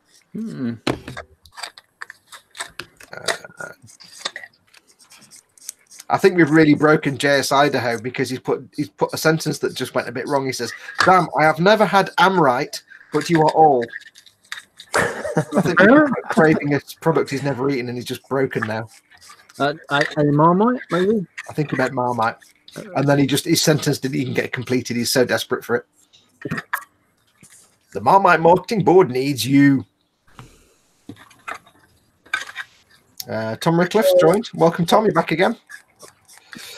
Andy the Brutal says, I was watching you guys build while I was at work. Good on you all for giving me some entertainment. Thanks, guys. Yes, I'm loving this because I'm doing none of this suffering, and yet I get to watch it. I get to make everybody else suffer. Oh, well, that the light just comes right through. Yeah, it's because you thinned it, dude. No, the fuse. Look, hang on. Camera. It looks like you're showing me some kind of body part you shouldn't be on anything other than on TV. That's the kind of thing I've not seen since playing Uno on Xbox Live like 10 years ago. And even then it was spinning. Bullfwin has a question, an actual model making question. Now the other guys can pretend they're on the E-Models live stream, see what happens.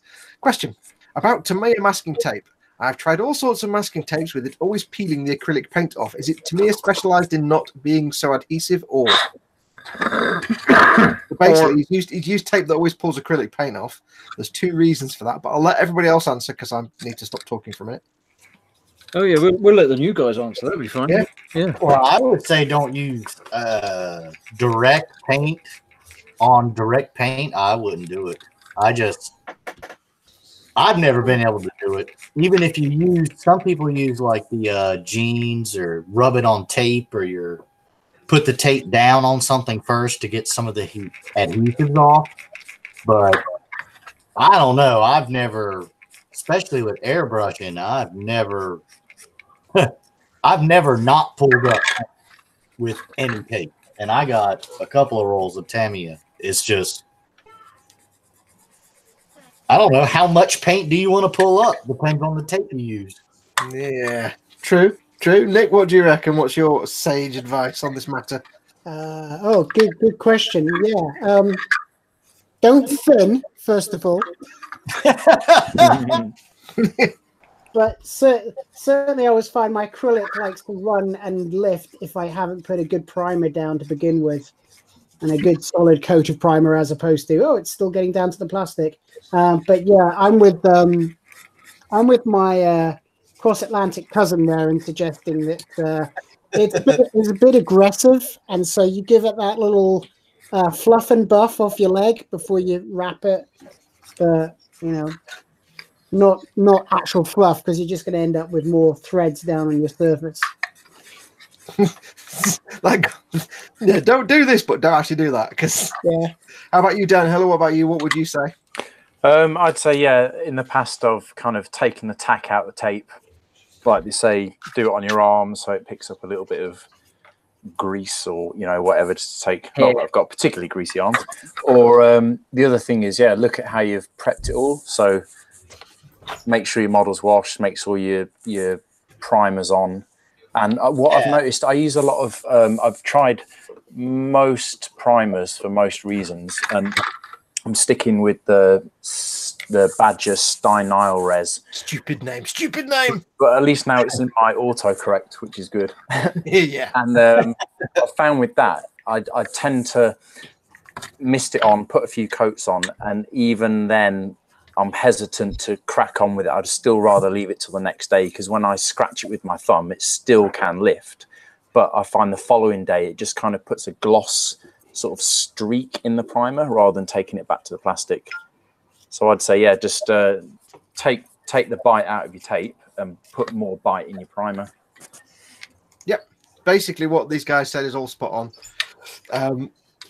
Leave your paints and primers to cure for at least 24 hours before you go on with the next coats. So put your primer down, get it on, leave it 24 hours. Put your paint coats on, 24 hours if it's acrylics. Then before you start putting any masking tape on, make sure everything's cured fully. Get your masking tape. To me, masking tape is very low tack. It will reduce. If you're using masking tape that you get from the DIY shop, that would pull plastic off plastic. Never mind paint off plastic. Make sure it's model making plastic tips. Use Tamiya. Tamiya is really good. Get it on the desk or on your trouser leg or on your arm. Stick it down and rub it to get a lot of the tack off. That will reduce the tack. But the two main things, aside from all that, which is good advice, the two other main things you need to know is, and I shall demonstrate with the demonstration. One thing to know is that acrylic paints are kind of crap in terms of durability. I've just run out of tape. Acrylic paints suck for durability. Every acrylic paint is terrible. When you paint something with acrylic paints, you can easily, in handling them, actually get the paint coming off. And you can scrape them, scratch them. They're not the most durable paint, so you have to be careful. Get your tape. Do it on your arm or a trouser leg or the desk cutting board, whatever you want. Do that. Ow. That gets rid of some of the tack. Then you stick it on your model. And then you do some painty. Make sure this paint underneath has been on there for 24 hours, at least if it's an acrylic, so it can fully cure. Rub it down, painty. Give it 10 or 15 minutes. Another trick is how you take the tape off. Don't go like this and yank it off. The way to take off tape to avoid pulling up too much paint is to pull it back on itself like that and slowly. If you do this, you're yanking it up. That's massive torsion and stress and shear strength and stuff like that. All the engineering terms that I don't understand. Just don't do it. Pull it back on itself. There's very little tensile shear strength and torsion strength and all that kind of stuff, whatever they are, shear forces.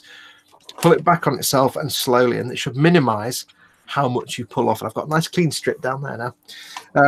So pull it back on itself, detack it a bit, and this stuff, the Tamiya tape, it is actually one of the best ones. It's going to reduce how much you pull off. But yes, if you don't use a primer, your paint's going to come off. If you use acrylic paints, they will come off. I've never had a problem with Tamiya paints pulling up because they're more like lacquers than acrylics, but they're pretty hardcore. Citadel paints are fairly hardy with tape. They're pretty good. Ammo by MIG paints, they're about as durable as, I don't know, baby farts. They're just, you can look at them and they'll come off. So I would say if you're using something like ammo paints, some Vallejo paints, you probably want to, before you do your masking and spraying of more coats, just do a coat of matte varnish over the top. Just give it a coat of some kind of matte varnish just to lock it in and protect the paint underneath a little bit more. If you're not sure, do a coat of matte varnish just to lock it in, and then go ahead and do your masking and do your painting. But acrylic paints are susceptible. But if you prime it properly, if you let paints cure and you take the tape off properly by pulling it back on itself, you'll reduce how much does peel off. You always get a little bit coming off. That's where you just have to go and touch it in. So when was the last time you painted and masked without a top coat in between tape and paint? Last time I did a canopy, I didn't bother doing that, but that's because it was a canopy, so it didn't matter.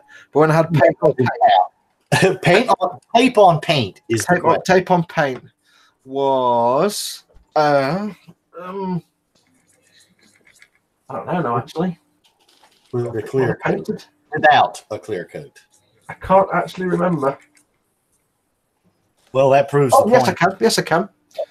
Was when I did the base for the Strike Rouge Autori, but that was Tamiya rattle can lacquer, masking tape, and acrylic paint on top, so it didn't matter. The Tamiya rattle can, any Tamiya paint is really durable. You don't have to worry about Tamiya paints pulling up because they're more like lacquers. If you're really not sure, if you're painting something and you're really not sure whether the paint's going to pull up or not, and you're airbrushing, if you want to play it safe, use Tamiya paints as your base coats. that you're then going to put masking tape on top of, because they are super durable. The one good thing about Tamiya paint, they are, because they're more like lacquers, they're kind of durable like lacquers. So they're more like they're alcohol based, or yeah. what is they're a different beast. They're called acrylics, but they're more like sort of. They're not acrylics. Yeah, they're not solvent based lacquers. They're alcohol based lacquers. But yeah, because some people say you get better results with Tamiya paints by using lacquer thinner. Yeah, you can do, because they're kind of closer to it. You can use alcohol lacquers. But the thing about acrylic paints is acrylic paints are not durable. I've used lots of different acrylic paints, and even as you're handling it and working on it, you get paint coming off the corners. That's the nature of it. No, I just got done painting propellers for the B-26. I'm trying to strap together.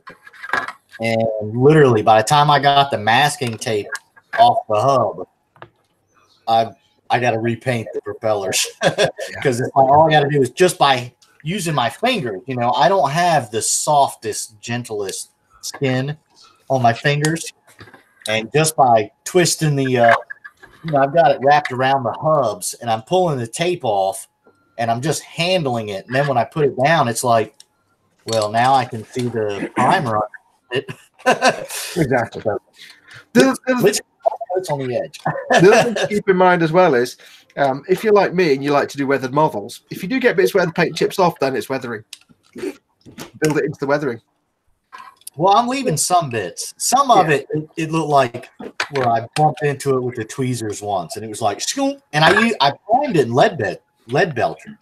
Yeah, but that's might be acrylics are really like kind of fussy. They are kind of delicate and a bit fussy, so expect something like that. But if you're really not sure and you want to be super safe, the colours that you're going to be masking on top of, do it in Tamiya paints if you can. Have you tried it with these washing paints that are very popular with the bullet journalists? That's the Japanese stuff, isn't it? Yeah. That I can't remember the name of. And it's got barely any tack on it. Yeah, I've got some of that stuff because I watched Will, what's his name? Will Wheaton. No, not Will Wheaton. I was going to say Wheaton, but I thought that would be so rude. When I was learning about my airbrush and learning about masking off and some chipping with hairspray technique, that's what I did with this. And where I used the washi, it did that pulling of the acrylic. But where it did the Tamiya, it pulled the acrylic, but all the washi tape stuff, it was really forgiving on that. But that is Will Patterson did a video about it's like don't spend the money on Tamiya tape, get the washi tape instead. And I've not tried using it yet, but it's supposed to be almost as good. I wonder if it's going to be Will Smith. No, not Will Smith. Let's have a quick round robin and see how everybody's doing. Tom's on his 35th beer. Good lad. Downhiller, how are you coming on with your snuspido? So, it fell apart. No. I've been doing a little bit of gluing, just a little bit of sub-assembly gluing, and mainly I just thought I'd play around. You probably won't be able to see it, but on the canopy, I just sort of had a play around it. Here we go, sanding the frame. Oh, okay. So when I slap the paint on, it's got a bit of bite to it, and it's not going to slop all over the shop. So that's about it, really. Just a little bit of a few sub-assemblies, the engines, the back. I've done the tub, so I'll probably move on to painting sub-assembly soon. Yeah. So see, Chris, you don't have to rush through all in one go. I've finished. I know. I can tell you finished because you're just sitting there not doing anything now. Have a look at yours then, Chris. Go on, show it off. That's it. You're not going to do a wash? She's a snow speeder. You're going to weather it? I might. I'm going to wait till this is actually dried because I can't really do anything with it or it's still wet because that'd just be... The decals are still sliding around. So what he means really is it'll go in the bin by the time we finish this, and then next week we'll do something else. Yeah, I don't think I'll be doing anything with it. I'm quite happy with it. It's rubbish, but it's meant to be rubbish, isn't it? Yeah. So it's just a big silly fun build, basically. Yeah. It's like the kebab after the pub. You know it's rubbish, and you don't really want to eat it, but you're going to eat it anyway. Yeah, the glue on the stand is not working very well. It's still wobbly and moving around a bit, so that's why I've got the paint pots around supporting it. Yeah, there you go. But I'm seriously impressed with how fast you slap that T47 together. It's basically white, isn't it? At all, does it? It's basically 5 parts and it's white. So yeah, a lot. Not like Ted with his 1,000 parts. I want to see how Ted's doing with his 400-part aircraft. Ted, how are you getting on, matey? Ted's fallen asleep. Yes. He left his glue open. Are you talking, Ted? Because we can't hear you. Is he still there? He's moving. Turn your microphone off. Oh, hello. Yeah, I've put the hull together.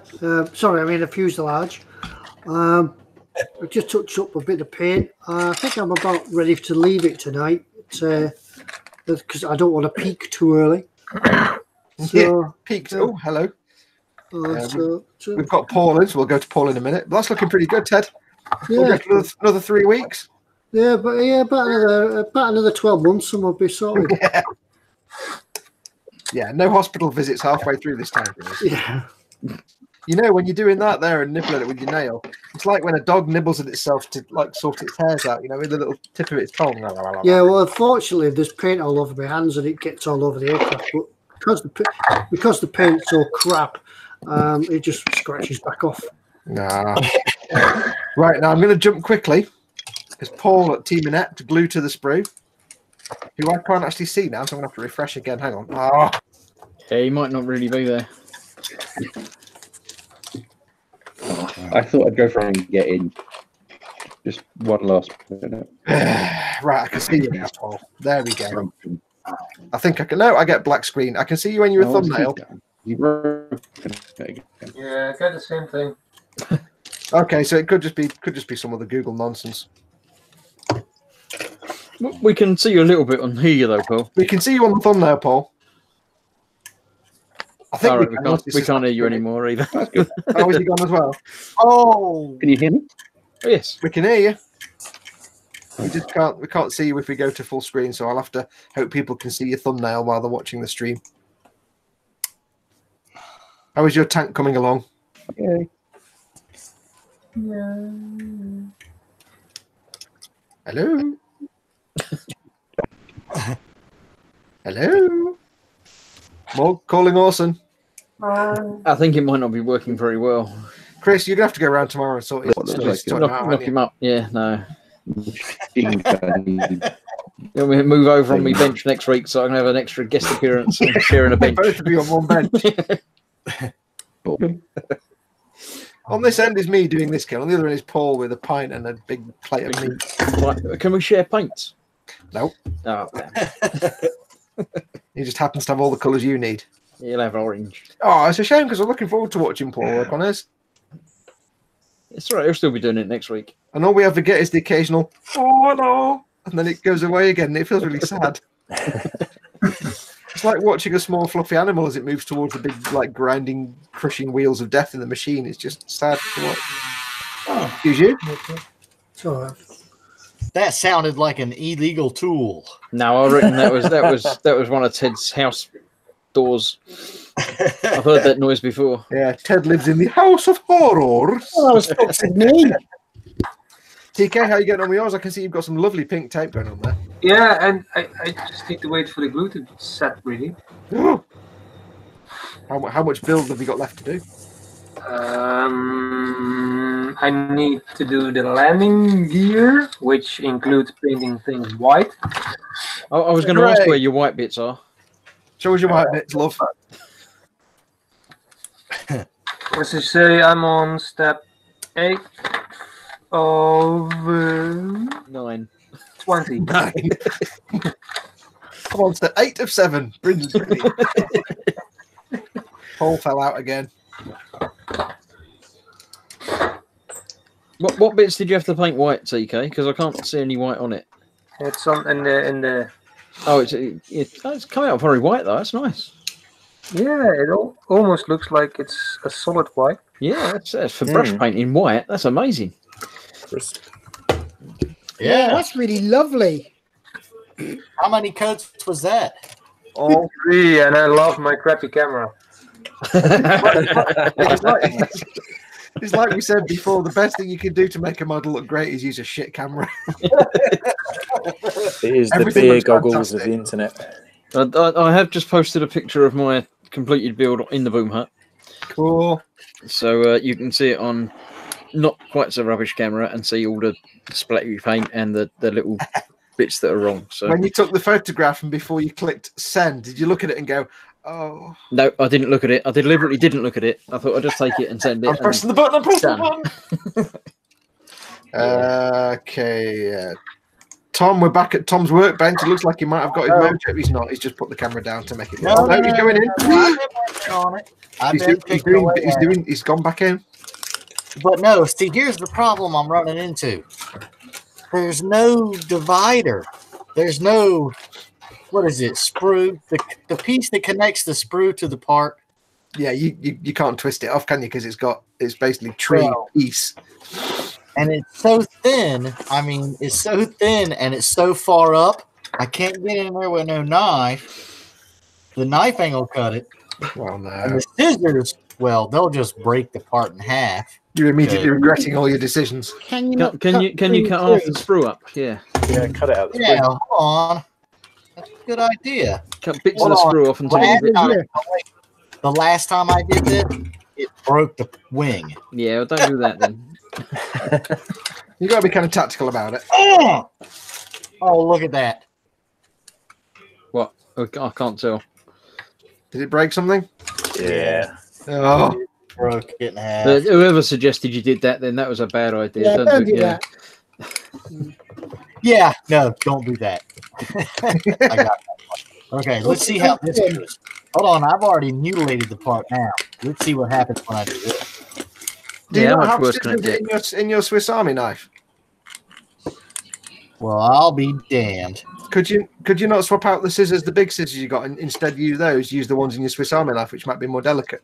No, they don't have. This is the moderate one. I don't have the Womagat. All I've got's the basics. Have you not even got the horse removal tool? You did not choose wisely. No, I got a flathead. I've got horse a cannon. removal tool. It's called Marmite, that one. Here's the horse removal tool. The long removing all horses. Either way. Oh, the fish hook tool.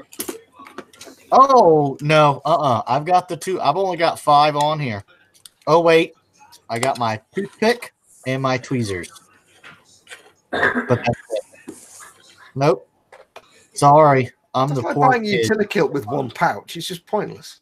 If you've not got the horsey hoof tool and the scissors, what good are you? I know. Yeah. So can you use that blade to get bits off the sprue then? Is that a potential option here now?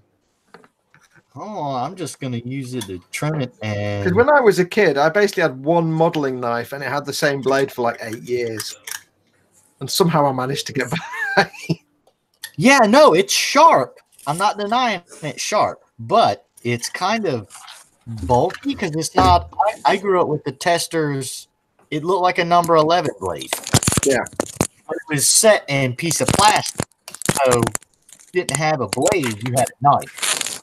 And then after you use it about 6 months, you end up with a very dull, pointy edge. Yeah.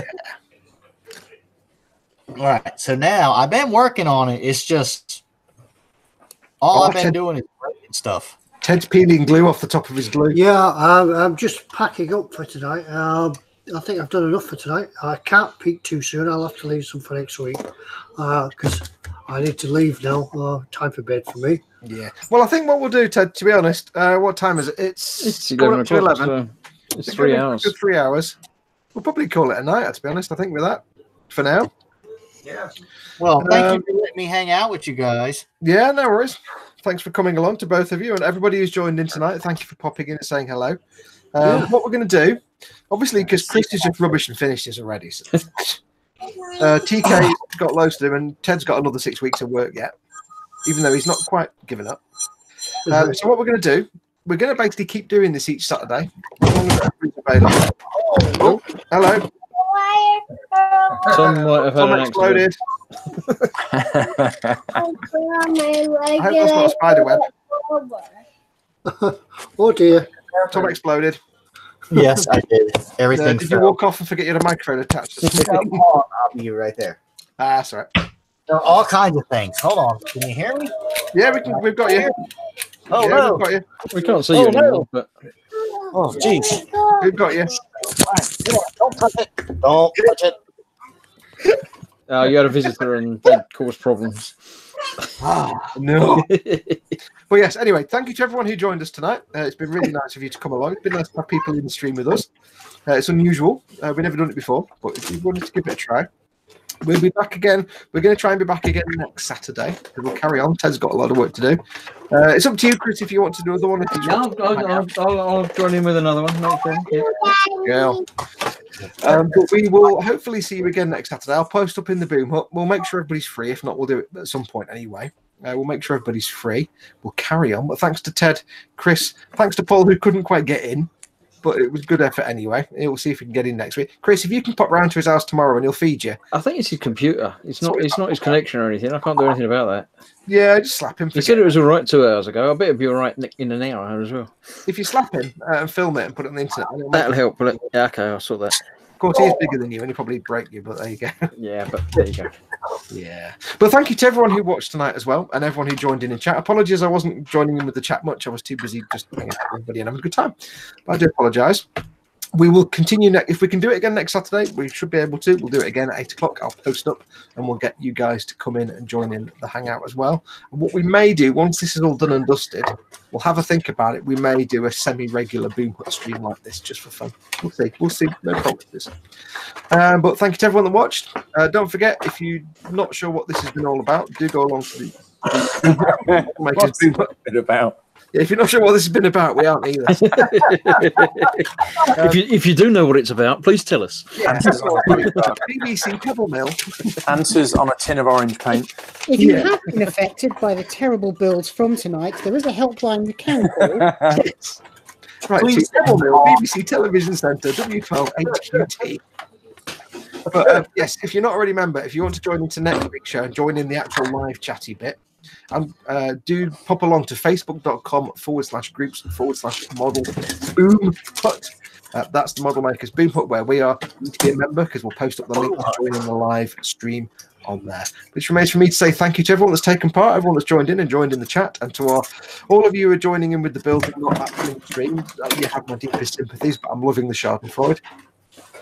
And we'll see you hopefully next week. So until next time, from me, adios amigos. From Ted. Bye. See you guys. TK. From TK. Bye. There we go. From Chris. Bye bye, everybody. And from everybody else, we'll see you all next week, hopefully. Bye.